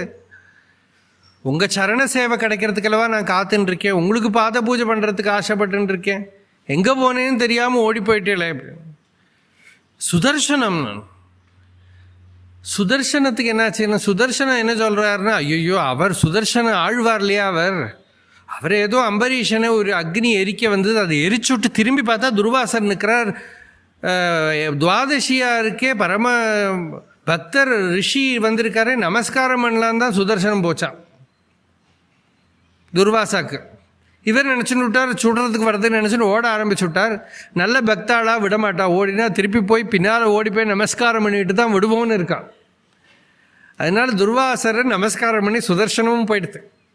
துர்வாசாவும் சுகமாக போஜனம் எல்லாம் சமாபித்து அவர் வந்த நாடகம் முடிஞ்சு கொடுத்தா நம்மளுக்கு எதா அபமானம் நடந்தால் நம்ம யார்கிட்டையாவது பேசுவோமா? யார்கிட்டையும் பேச வேணும், வாய முடின்னு போயிடுவோம் இல்லையா? இவர் என்ன பண்ணாரா, வீடு வீடாக போய் உலகமாக போய் என்ன நடந்தது தெரியுமா? அம்பரீஷனுக்கு நான் அப்படி அபச்சாரம் பண்ணேன், அம்பரீஷனை என்னை சுதர்சனை என்னை உலகம் பூரா துரத்தித்து. அம்பரீஷனோட மகிமையை பாருங்கோ, பரம பாகவதன் பக்தன் அப்படியெல்லாம் எல்லார்ட்டையும் சொன்னாராம் துர்வாசா. அந்த கதையை அவரே பிரச்சாரம் பண்ணினாரா, எல்லா இடத்துலையும் போய் உபன்யாசம் பண்ணாராம். அப்படி அந்த அம்பரீஷன் பகவத் பக்தி பண்ணிட்டு அவரோட ராஜ்யமே சொர்க்கத்தை எல்லாம் விட சௌகரியமாக சுகமாக ஆனந்தமாக பகவத்குணத்தோடு இருந்தா பக்தாள் எல்லாம் ஜனங்கள் எல்லாம். அப்படி இருந்து அம்பரீஷனும் ராஜ்யத்தை புத்திரர்கள்ட்டெல்லாம் விட்டு காட்டுக்கு போய் பகவத் தியானம் பண்ணிட்டு எல்லா சத்வரஜஸ்தமோ குணங்களை எல்லாம் தாண்டி ஞான நிலையில் இருந்து சரீரத்தை வைகுண்ட கதியை பிராபிச்சார்னு அம்பரீஷ சரித்திரம் பூர்த்தி. அடுத்தது நவமஸ்கந்தத்தில் நிறைய கதைகள் வரும். இதுக்கு பாகவத தீவண்டின்னு பேர் என்ன நவமஸ்கந்தத்துக்கு. ஏன்னா இவன் அவனோட பிள்ளை, அவன் இவனோட பிள்ளை, அவனோட பிள்ளை, இவனோட பிள்ளைன்னு வரும். ததஸ் தத்சுதா தத்சுதா தத்சுதா தத்சுதா ததஸ் தத்சுதா தத்சுதா இப்படி வரும். எப்படி இருக்குது? ட்ரெயின் மாதிரி தானே இருக்குது இல்லையா? ட்ரெயின் மாதிரி தானே இருக்குது. ததஸ் தத்சுதா தத்சுதா தத்சுதா தத தத்சுதா தத்சுதா தத்சுதான்னு வரும். அதனால் இதுக்கு பாகவத ட்ரெயின்னு பேர் இதுக்கு. இதில் எல்லா சூரிய வம்ச ராமாயண கதைகள் எல்லாம் கிருஷ்ணாவதாரத்தை இன்ட்ரடியூஸ் பண்ணி விடுவார். அது பரியந்தம் இருக்கிற சரித்திரம் அடுத்த பிரவச்சனத்தில் பார்ப்போம். சர்வத்திர கோவிந்தநாம சங்கீர்த்தனம் ஜானகீகாந்தஸ்மரணம்